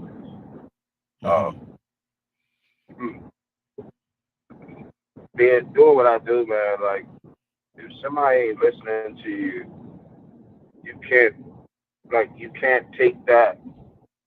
take it personal, because there may be a number of reasons why they're not listening to you. Mm-hmm. A lot of times a lot of people don't know how to. It's called active listening. And it's something that I have to use. I think my Morning Glow family, every single morning that we on this show, because the truth be told, I am only as sharp as the tools that's on this show that sharpen me. Mm-hmm. Mm-hmm. So I have to practice that every single morning when I get on this show, active listening, because we live in a world where the soundbite is more powerful than a meaning of what the soundbite was. So I may say something and it's heard one way, but it's meant the total polar opposite. So when you have to ask somebody, like, why you don't hear me, you in your feelings. Yeah. Mm-hmm. You in your feelings, and it might not be meant. Like, I'm a realist right here. It might not be meant for them to hear you. They might not understand you, because guess what? they are incapable of understanding your situation and circumstances at the present moment. They just don't they don't understand. And guess what? They got too much pride to admit to you that, like, yo, you talking over my head right now. Yeah. Wow. Me, on the other hand, I have literally been in major meetings and they having conversations and these people got doctoral they talking and then they lean right across the table and say, well, Curtis, what do you think? What I think is y'all talking over my head right now. Because if I understand what I just heard, somebody correct me. But what I just heard is A, B, C, and D. Yeah. We're going to break that thing down.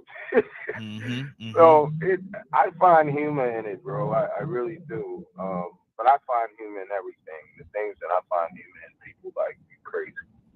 But, yes, sir. You know, it's like you said, man, once you get to that point right there, like, you know, you might do yourself a service by just being quiet. Yeah. Check out of that conversation for a minute. Check out of it. Yes. Yeah. Check out. Check out. That's, you know what, Ryan? Before you go to somebody else, I'm glad you brought that up. So, right, in crisis management, right? There's a point that's called the checkout, right? So, like, let's say you're having that very same conversation with the youth participant or with the participant, right? And me and you work in the unit together. Let's say me and you work in the whole area together, the program together, right? As an employee and as your constituent, when I see you get to that point, you know, I'm supposed to come over, like, tap you on the low, like, hey, Rob, hey, man, look, let me take it over from here. Yeah. It's called checking out or tapping out. I'm supposed to be there to aid you and help you tap out because the situation you got going on, you're not going to be heard and you're not going to be able to hear. Good deal. Stay right there, Curtis. Let me keep this thing going. Leonard, what you say to this, man? You at that point in the conversation, Leonard, where you look at this person, man, you sincerely look at this person in the eyes, man, and you say, why aren't you hearing me? Are you even listening? Where are you at that point, Leonard? It just depends. I'm not having those conversations with too many people, but my kids. Because of the relationship, and I have to. But with anybody else, I'm not as demanding. Because trust me, what you're saying ain't that important to me. It doesn't matter. We can have. I'm an expert at conversation. I'm not going to engage you if I don't plan on listening. And it's not a thing of you not listening. They're not listening to you. You're listening. But then again, it just depends who's engaging. It's like for some people, when they get to know me better, I have to let them know that I am much better on scheduled time. But just because you got a minute, no, I don't. So if you really want to talk to me, you can schedule time to talk to me and have my full undivided attention. But don't just stop me from doing what I'm doing to listen to you. Okay, cool. Say, excuse me. Say, do you have a moment first? Just don't start talking. My wife will say, if you want my attention, you call my name first. So I know you're talking to me. Then I will pay attention to you. But if some people sitting there just be talking, you listening to me? No, I'm not. Why would I be listening to you? Because ain't nobody but me and you in the room. Who else am I talking to? I'm watching TV. I'm listening to music. I'm doing something else. Get my attention first. So I know you want to have a conversation. You're gonna be like a sandwich. You're gonna throw a frying pan at you. That'll get your attention. You listening now? You listening now? Needless to say, I've never had that relationship with a woman, so I can't even imagine exactly how that comes about. Look, but Leonard, ow, you listening now? We not. Boy, that's so foreign to me. Do I have your attention? Your undivided attention? That's so foreign while, to me. while waving another frying pan in your face, brother. Do I have your attention now? Yeah. You listening now, ain't you? Yeah. Like we've been around each other for a little while. Yes, sir. But if you don't start a conversation with me, I'll sit quietly. Yep. Absolutely. That's right. That's right. Even when we was in the studio and I was beating the bricks off you and what's that, dominoes we was playing, and we'll talk about that later. Joy for Jay. Good morning, sir. How you doing this morning? Good day, Morning Glow family. I am happy. Yeah, there you go. That's good. That's good. There you go. We're talking right now about, man, you're in a conversation with somebody, Jay. And it become a little testing. It become a little testing on you, and you have to look at that person. You say, man, why aren't you hearing me? Or are you even listening? Now, is that a bad place in that conversation, or where have that conversation gone at that point? I believe so. I believe that's a bad point in that conversation, like a lot of people have been saying, because it shows that you don't respect me enough to even engage in my conversation. Mm-hmm. Like you don't respect what I'm saying or who I am to even listen to what I have, to my opinion or my idea about whatever the situation is that we're discussing or talking about. It shows that you don't value me as a person, in my opinion, mm-hmm. because you're so willing to easily dismiss what I'm saying. Mm-hmm. Wow. So watch this. What if they say you ain't saying nothing? I'm saying, well, I'm saying something that's just you don't value what I'm saying because you don't value me. Mm-hmm. Mm-hmm. Okay. For whatever reason that is, whether it be because you're upset because we got an argument, or you just dismiss it because you don't think I'm value. I hold any value in this situation or in your life or whatever. So that to me is a form of disrespect. Mm-hmm. Mm-hmm.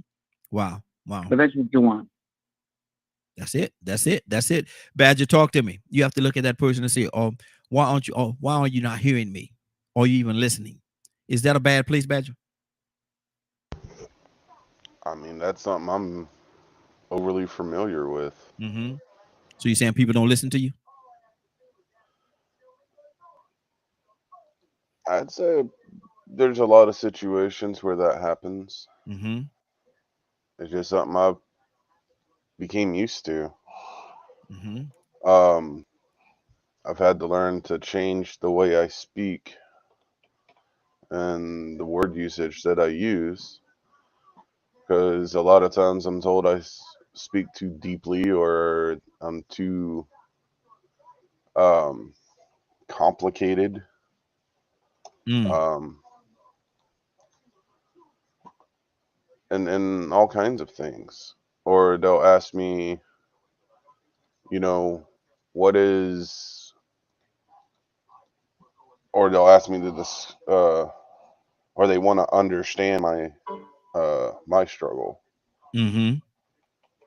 But I've come to learn that people ask all these kinds of things, but that doesn't mean that they're actually paying attention or that they're going to be able to understand. So for me, that's my norm. Wow. 508-924-3521. 508-924-3521. Asking the question, when you get to the point where you have to ask that person that you're talking to, you have to really look at that person and say, why aren't you hearing me? Why aren't you hearing me? Is that a problem? Is that something that is that conversation in a place where it's hopeless? Is that conversation in a place, Toussaint, where it's hopeless when you have to ask that question? What do you say? Now say that again, Raheem. Is the conversation? No, you're fine. If you have to ask that person, why aren't you hearing me? Why aren't you listening? Mm-hmm. Or you even listening to me? Is that at that point, when you get to that point, is that conversation pretty much hopeless? It's not hopeless. Yes. It's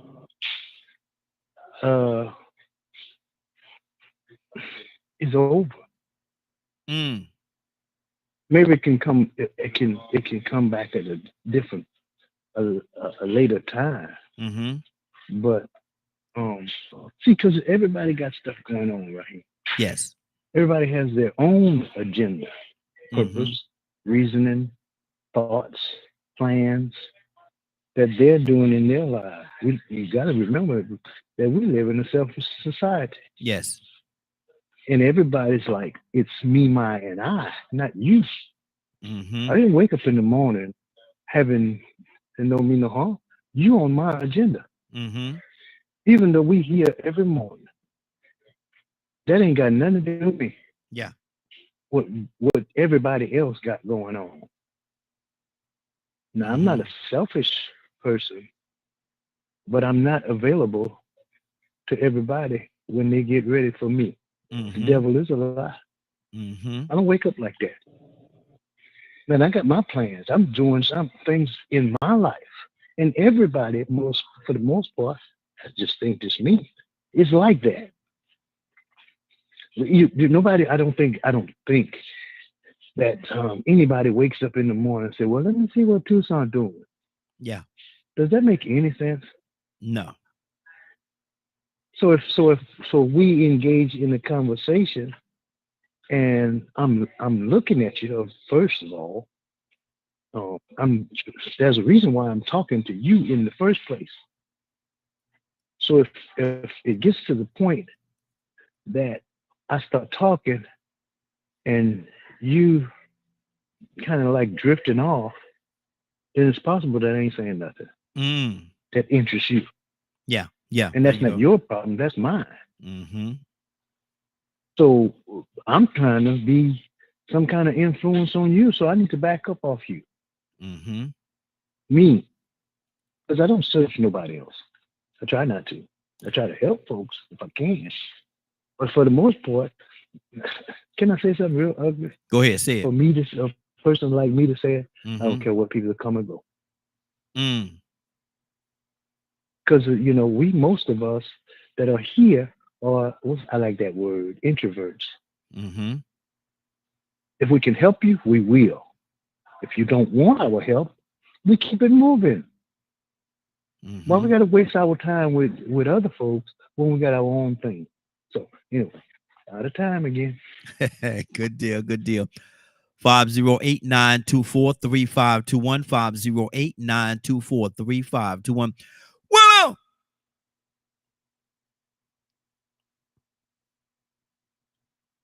Will, are you there?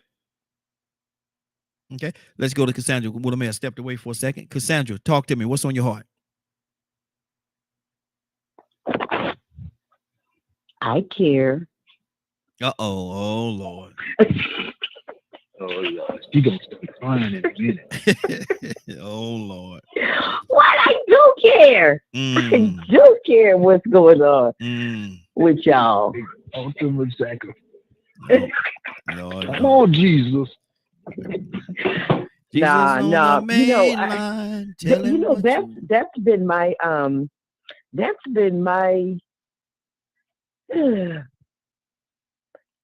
my shortcoming.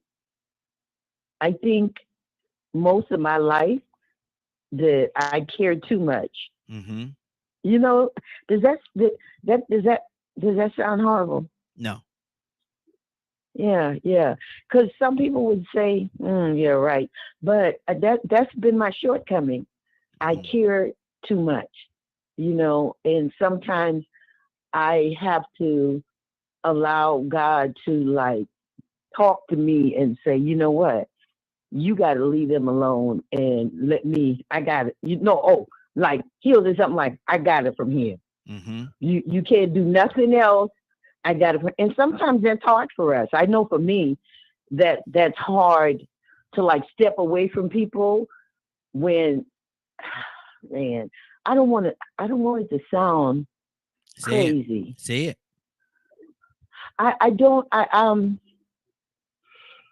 Sometimes I just find it hard to step away from people, even when I know I need to step away. Yeah, that's my shortcoming. Okay. One of my major ones. I have several, but that's one of my major ones. And see, oh, okay. I thought Tucson was about to say something. I have multiple. I did say something. You didn't hear me. I'm not. Nope. I would not. I would not. Let me see who we got. Curtis, talk to me, brother. What's on your heart? What am I talking about? Our conversation. I know one thing. Mm-hmm. I know one thing. Y'all gonna leave Sandra alone. No, we ain't. Y'all going back away from that one. No. Thank you. Mm-hmm. That's my backup. Thank you, little brother. Yeah, let her stay on her spot. Don't be trying to ain't gonna talk her to be anything other than Cassandra. Nope. Y'all leave her alone now. We ain't gonna do it. Look, we ain't gonna do it. I'm sorry. All that lightning bolt gonna strike y'all keep on. You gonna mess with it, you might want to get up and leave from in front of the window.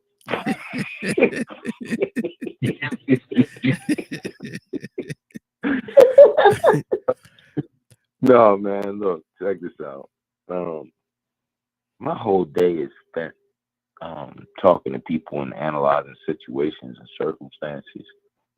And the truth be told, most of the time, the circumstances that exist are circumstances they have put themselves in. Now, the situation that they're in, let me correct that. The situation that they're in, most of the time they have chose to put themselves in that situation. Mm-hmm. But the circumstance most of the time is perpetuated by other outside forces and or barriers. And as a good listener, you have to be able to recognize that, okay, here's the situation, but what is the real circumstance here? What is really going on here? You know, why is this client, why is this participant just for sake of talking, why is this participant self-medicating? Mm-hmm. Like we looking at this mental health thing, excuse me, and every time we hear mental health, we just talk mental health, right? Mm-hmm. But we never really address a lot of these participants. They're smoking all this marijuana. Guess why? They can't afford the medicine. Mm-hmm.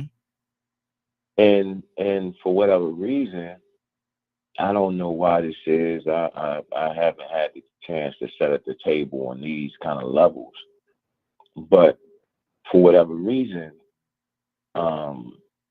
whatever medical coverage they have will not pay for the treatment that's truly needed, i.e. the medicines and the therapeutic interventional sessions.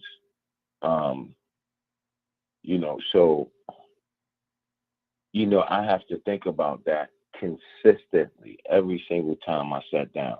What is the situation and what is the circumstance? Mm-hmm. And when you start looking at people like that, what I've learned is in my own personal life, because I look at situations like that, I'm going to be honest, it saved my marriage. It literally saved my marriage because it allows for me to understand why my significant other thinks and moves a certain type of way. There's a circumstance going on here that may have not had anything to do with me. Mm-hmm. I may be the last person on the end catching the brunt of a breakthrough. Like people have breakthroughs and people will talk about it and they be like happy that they had this breakthrough. You know what I'm saying? The facilitator's like, yeah, we finally got a breakthrough, blah, blah, blah, and they happy about it. But what they don't tell you is, the role we had to take to get that breakthrough. Mm-hmm. You know what I'm saying? So, winning conversation, if I was to give anybody any kind of suggestion, I would say if it were first thing that I consistently think about is what is the situation and what is the circumstance. Good deal. Good deal. That's just where where I'm at with it. Absolutely. Badger, talk to me. Mental health and conversations? No, we're talking about the same topic, brother. If you have to say that to that person about, are you listening to me, or why aren't you listening to me? Same place. I've just come, yeah. I need you to call me. Who's asking? Is that Curtis? Yes. I'll call you after the show. Oh, me. Go ahead, Badger. It's, to me, it's just, it's kind of the same thing of what I was saying earlier. Mm-hmm. And I mean, here's an example. I'm doing the best I can to pay attention. I also got to make sure my boys are behaving, right? Mm-hmm. So my attention's a little torn. But I'm doing my best to be respectful and pay attention and things like that. Or if I don't think I heard something right, I'm going to ask for clarity. That's good. But that's part of communication. Now, as far as another person doing that, I halfway expect people to do that. Mm-hmm. And that's my norm. A lot of people will ask, how you feeling, what's going on. But I've come to learn that just because they ask you what's going on doesn't mean they want to hear everything. Mm-hmm. They don't want to hear a struggle or things of that nature. They're just trying to be socially appropriate. In quotations. So should they even ask that at all if they don't want to know? If you really don't want to know, then don't ask. Mm-hmm. That way you're not going to upset the other person because you're giving them a false sense of, being willing to be a soundboard. Or something along those lines. If somebody asks you that question, is it okay? They ask, how you doing, man? What's going on in your life, and you get to talking, and 2 hours later you still telling them what's going on. Is that fair to that person too? I mean, they got something to do too, man. They ain't got time to no 2 or 3 hours, man. Give me your elevator pitch. Tell me what's going on in a nutshell.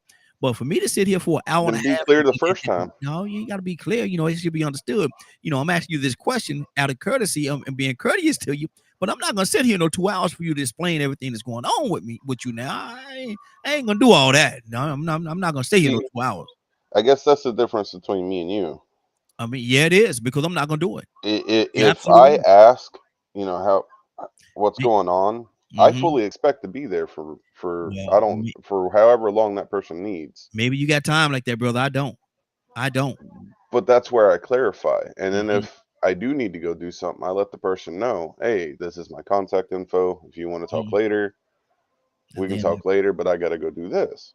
And then there's that letdown, because the person they wanted to vent and tell you everything they wanted to tell you, and now look here, now here you got to go. Now you ask me how I'm doing. I'm trying to tell you how I'm doing, and now here you go running out door. You don't even want to hear it. That's where you be clear straight up. But you didn't. That's part of the communication. You didn't do that in the beginning. In the beginning, you said how you doing, and you expect to sit there the whole time and hear everything this person is saying. You didn't say all that. Now you're adding other things into it.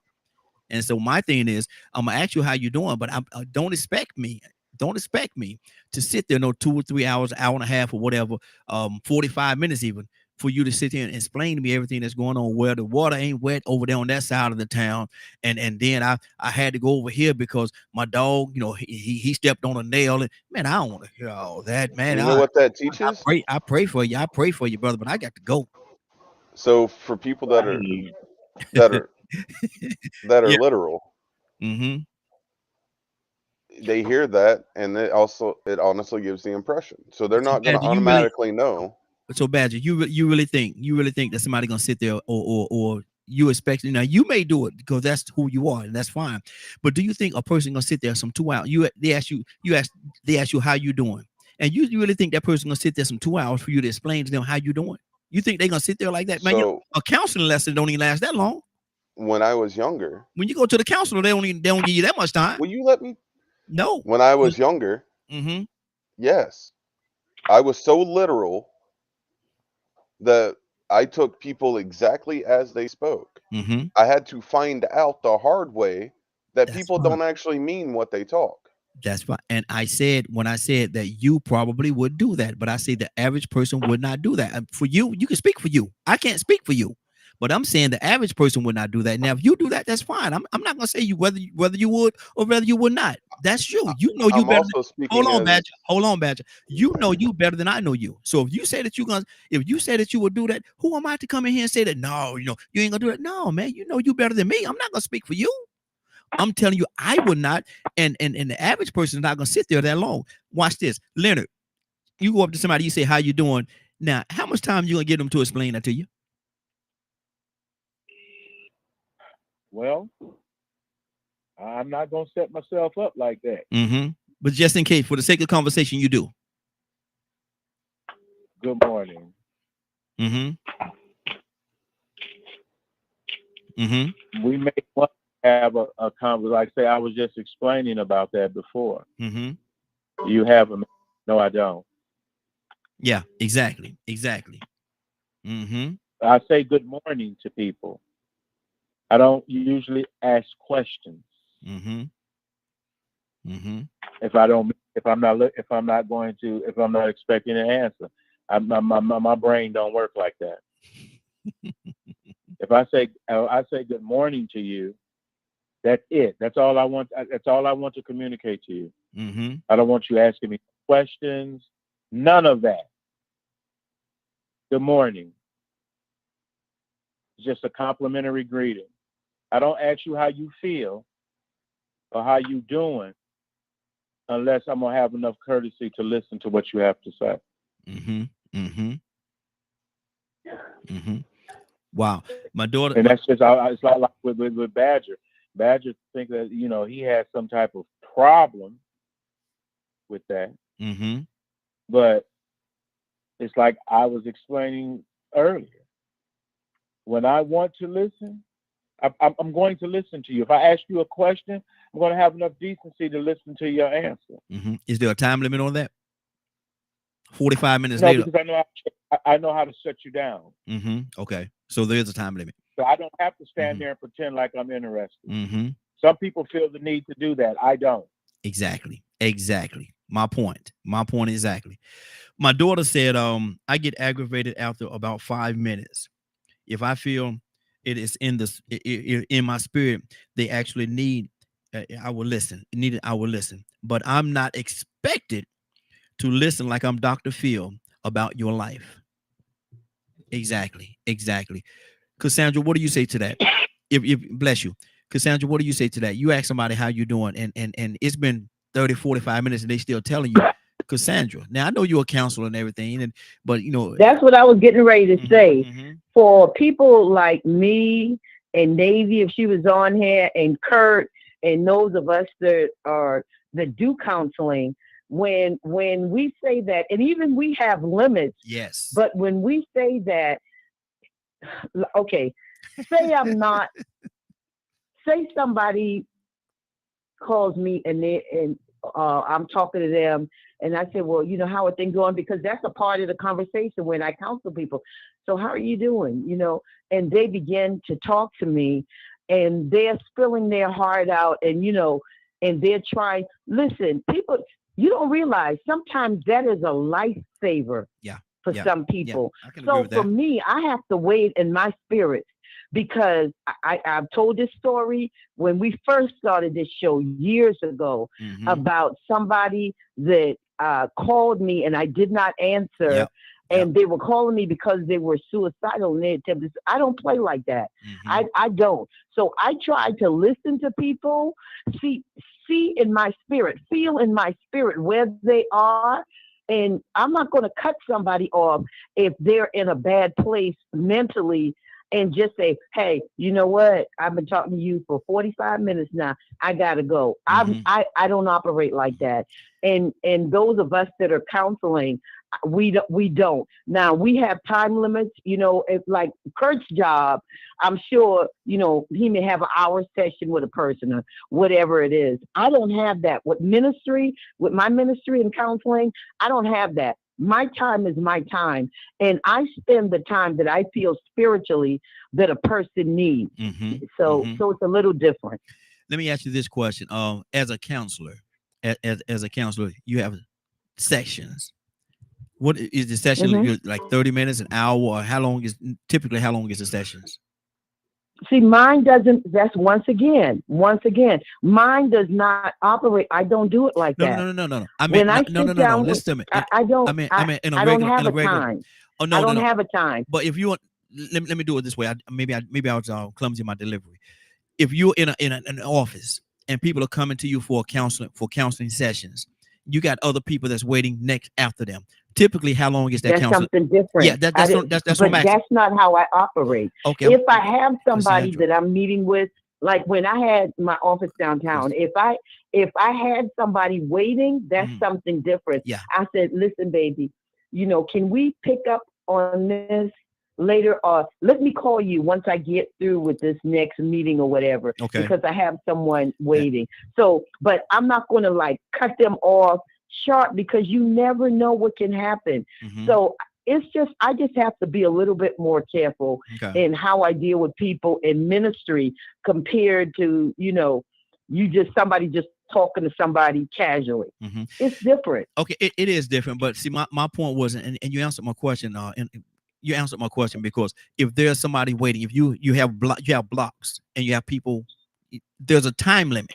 Okay, maybe if it's 30 minutes, 45 minutes, an hour, whatever, they have that time because you got somebody else waiting that have other issues as well. And you can't just say that, we're gonna stand your time another 30 minutes, because you got 3 or 4 other people that's waiting and their time start right now. And so there have to be a time limit. You have to be, it have to be structured, or there's gonna be a thing of disorder in your counseling, in your office. And so you can't have that. I understand what you're saying. You want to be compassionate to the people, and you want to speak to them, and you want to save them if you can. I understand that part. But my thing is, even in that environment, there's a structure, there's a time limit. My daughter said, yes, that's why I feel they need. That's why I feel if they need it, I'm there. But I can't take on everyone's pain, because it will affect me. It would affect me. And so, she's not talking like from a counselor, certainly not from a counselor, because y'all deal with everything every day. But in everyday life, you can't take on everybody's problem, because most of us are not counselors. Even though we counsel, we're not counselors. And so I think there's a difference. Let's keep this thing going. Tucson. Tucson. You ask them how they doing, man, and you look at your clock, it's been 30 minutes, they still telling you how they doing. Is that too much? They need a reference number. I can refer you to somebody. But no, you got to know. Call. What your number is, Cassandra? Because I'm gonna refer them to you. Absolutely not. No, people that know me. I ain't gonna have no long conversation with you. Yeah, I ain't gonna do it. Yeah, I got this. I have this usher at one of the churches I was, and he automatically, intentionally has long conversation every time. To start off with his life. And I had to let him know, hold up, brother, let me tell you something. I don't have those long conversations. I just walk away from you. Yeah. Don't make me walk away from you. Look, how you doing? So basically you're saying they're gonna be there talking and you just gonna walk off. Yeah.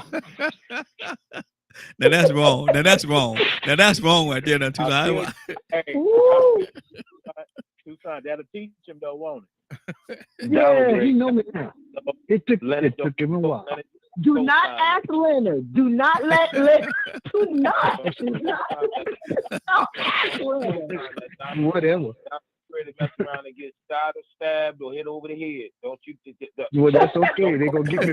They're gonna get me from the back. I bet you that much. It ain't gonna be stabbing in the chest. I bet you that. I bet you they ain't gonna stab me in the chest. Hold on, one at a time. Can hear both of you. You're cutting each other out. Go ahead, Tucson.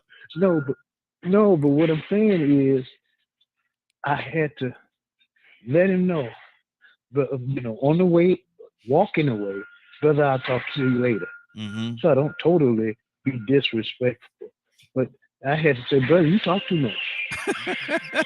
Good Lord. You talk too much. Mm. I mean, here I am, we having I got something else to do. Mm-hmm. Because I got stuff to do all the time. So, but you're going to stop me. And now you got to hear about the teeth you pulled, the problems that you had while you was pulled. Man, come on. Stop it. No. Then you got your mouth open pointing that gum. That's too much information. So he pointed this out. Won't you look inside of his mouth? Yeah, I mean, come on, man. Nah, I ain't even hungry no more. You serious? I don't even want no jello out the scene what I just back seen. There, I pulled and look, you see him right there? Oh, come on, man. Look, you want the rest of this sandwich? You just spoiled my appetite. I don't even want no jello out the scene what I just seen. Go ahead, Curtis. Go ahead with what? No, when that you was about to say something? And Donald gonna make me have to come down there and hurt somebody. Well, you gonna hurt the man just ain't gonna give all this time up like that. That's his option. Donald gonna definitely get knocked over the head. So I'm gonna have to come down there and hurt somebody. So you have a valid point in saying, like, okay, things are structured, right? Yes. But in every counselor's daily set or whatever, you almost account for an additional hour. You only mandated 45-minute session, 45-minute to an hour-long session. That's the mandate.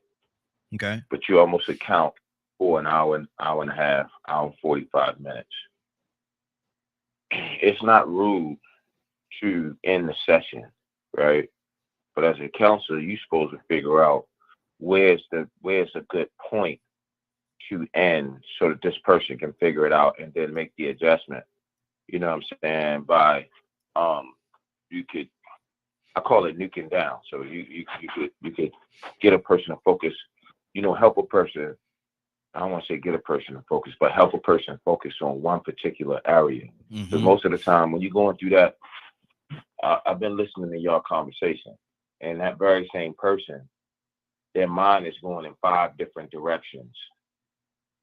So as an active listener, you want to try and point out the easiest direction, the easiest path with the least resistance. And then you focus on to get them to focus on that specific thing for that moment.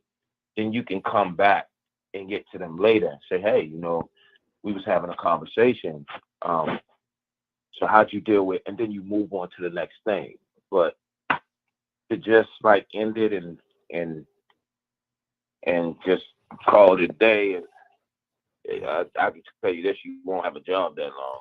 So basically, you'll be in effect. So basically, when they go maybe two minutes over, they land on the couch, they laying back, got their eyes closed, or every now and then they look up and they talking to you, and you looking at your clock, and the time is up. You can't just get up and go and open the door and say thank you. You can't just do that.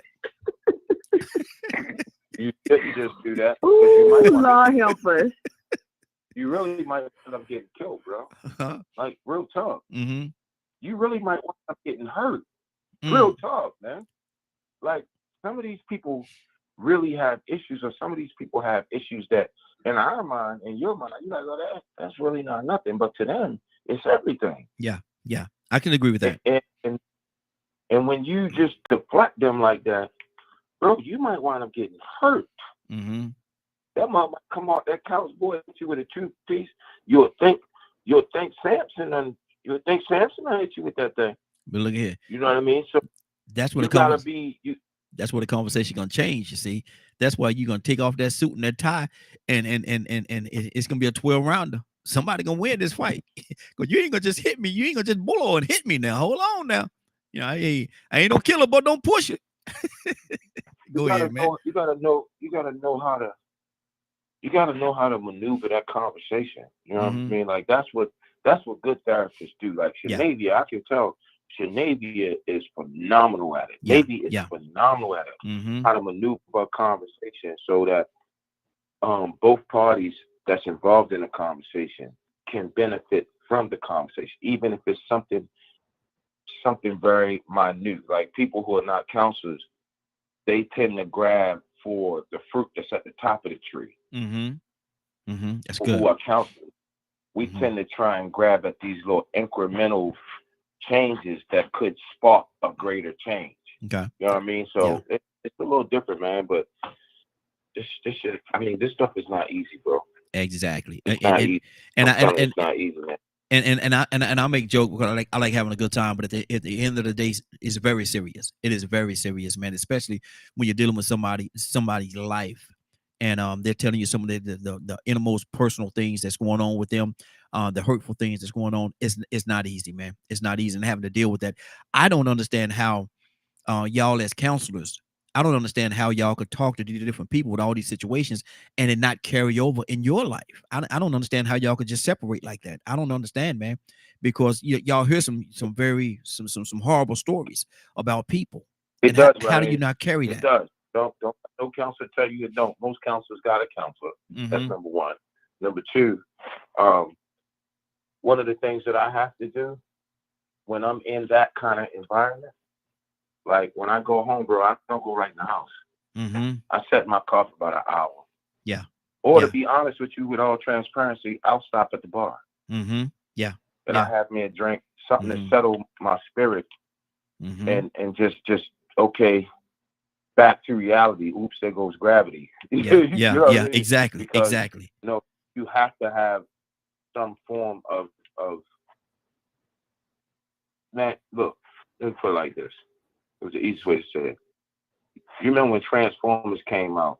Yes. I took my son to see Transformers, right? At that time, I was working on what they call I was a unit coordinator for what they call a SOB unit, which is a sexually acting out behaviors unit, right? And hearing those stories and going through those sessions with those clients, right? I go to the movie and the movie is jam-packed. My son at the time was 11 and 12. So he says to me, like, hey, Pop, I'm going to go to the bathroom. Me, inadvertently, I'm not thinking, okay, he's 12 years old. He knows he's been taught. You gotta move stuff out of the way to walk. Leave a walk. I'm not thinking about none of that right here. You know what I'm thinking about? Honestly, bro, how many people in theater is rapists and touching their kids? Wow. And what's the chance? What's going to happen if my son go in that bathroom and somebody touch him inappropriately? Okay, Kurt, I hope you're ready to go to jail today. Yeah. Call somebody. Know, like, hey, look, get that commissary straight, because I'm going to prison. Yeah. So you know what I mean. But then I had to realize, like, hold on, Kurt, you're not at work. You can't just look at everybody like that. But no, you're right. Wow. Leonard, talk to me, brother. Excuse me. You know, it's different things for different people. Yeah. I'm a personal small business management consultant. Now you can sit there and don't get to the point if you want, but it's still $25 an hour. Lord Jesus, you still gonna get this invoice. The invoice is coming. Believe that. I've had like office hours. Even like I've always told people, I'm not the first line of defense. I'll help anybody do anything, but I'm not on taking the call. You know what I'm saying?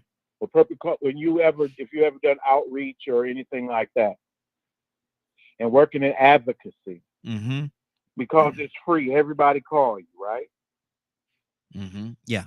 I can't be the guy on the phone.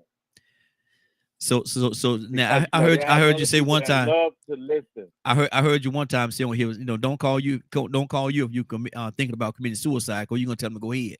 Oh no, because I know how to get you off the phone real quick. Lord Jesus. Because I'm not that. I'm going somewhere. Mm-hmm. I'm on my way somewhere. Mm-hmm. What I do not have time for is your distraction. And I say that because, one, you have to teach people how to respect other people. Mm-hmm. Just these little manners could help people in their life so much more than any problem that they have that's causing them problems. Just think about if a person was just a little bit more respectful of another person's feelings. Just a little bit. Mm-hmm. Mm-hmm. Not a whole lot, but just a little bit. Mm-hmm. I remember other managers used to say, they used to complain a lot. And, well, by the time we come in, everybody's running to us for questions and blah, blah, blah. But you don't seem to have to go through that because all of my people know. Mm-hmm. I'll talk to you, and we have a system. My people don't run up to me when I first come in the door because they know all they have to do is, boom, go into Microsoft, put it on the calendar, and I'm going to be there. Mm-hmm. But you're not going to stop me on my way to my office with what's going on in your brain. Let it stay there until we have time to talk about it appropriately.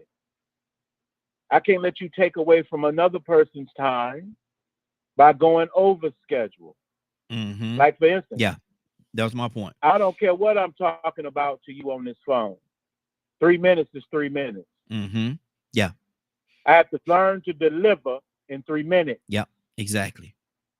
Mm-hmm. Exactly. Not expect everybody to slow down and wait and listen to me. Mm-hmm. Mm-hmm. The best way to get things done is to get them done orderly. And if you allow people to come in, you ever put up a schedule, you got a schedule, and you let everybody else come in, and now you ain't did what you were supposed to do on your schedule. Exactly. Disrupted everything. Has disrupted everything. Well, listen, we're about to get. Before I do that, I gotta do my shout out this morning, man. My mama, she's been watching for quite a while now, and I saw, I didn't get a chance to do my shout out. So, mama, good morning, love you, and thank you for watching. Love you dearly. My daughter's watching. Nene, thank you for watching. I definitely appreciate you as well. Love both of y'all. And we're about to get out of here, man. Anybody have anything to say before we get out of here? Tucson, what's on your heart? I was thinking about I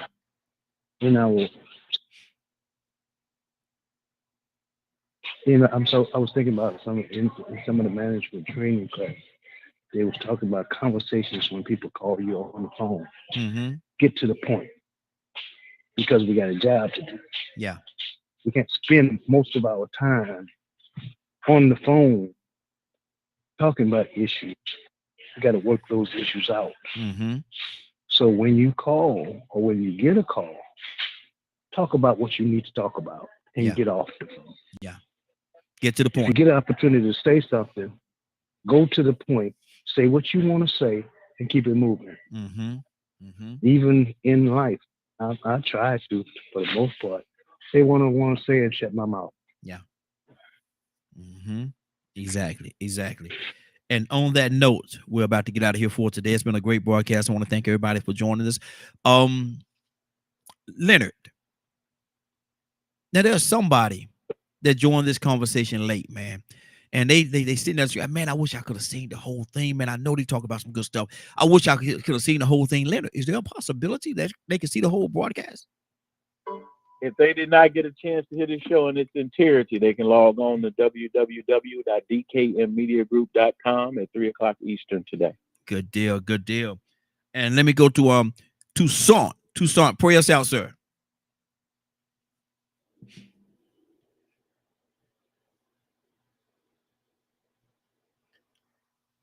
Tucson, wake up and go to sleep. Tucson, you there? Yeah, I'm here. Right. I had to get it out. That's what God, we come now and we say thank you. We give you praise and honor and glory. We've learned to bless you at all times, even in our deepest, darkest moments. We know that your plan is that we will prosper and be in good health. So help us to know your will and your way. Bless us, God. We continue to ask that you would bless Willa and her family and all those that are bereaved or suffer loss in any kind of way. We ask that you would strengthen and comfort like only you can. Continue to bless us as we go through this day, God. We need you like never before. Give us a sense of urgency to know your will and way and walk thereby. Bless us now in Jesus' name and for his sake. Amen. Amen. It's been a great broadcast. I want to thank everybody for joining us. And more than that, I want to thank you for allowing DK Media Group and Associates and the Morning Glow for being a part of your morning. It is now, what time is it? 10:03. 10:03, you're about to exit the Morning Glow. But before you go, I want you to do me two favors, if you will. One, I want you to continue to pray for us because we are certainly praying for each and every one of you. Number two, why this is real simple, I want you to go out there, find somebody and give them a hug because you never know. It could be the only hug that they get, or it could very well be their last. Love you, and ain't nothing you can do about it. Have a great day and a better tomorrow. That we shine some of this light on you from the Morning Glow. Take it out there into this wicked and cruel world that we live in and let your light so shine. Get an opportunity, give somebody some love. You just might find some love in return. Won't that be a beautiful thing? Have a great day. Take care of each other. And please, please, please be blessed. Talk to you tomorrow morning if God said the same. If you get an opportunity to give somebody some love and truth, they would appreciate it. And I'm sure, very sure, that you will as well. Have a great day. Talk to you tomorrow morning. As I said, have a blessed one. Love you.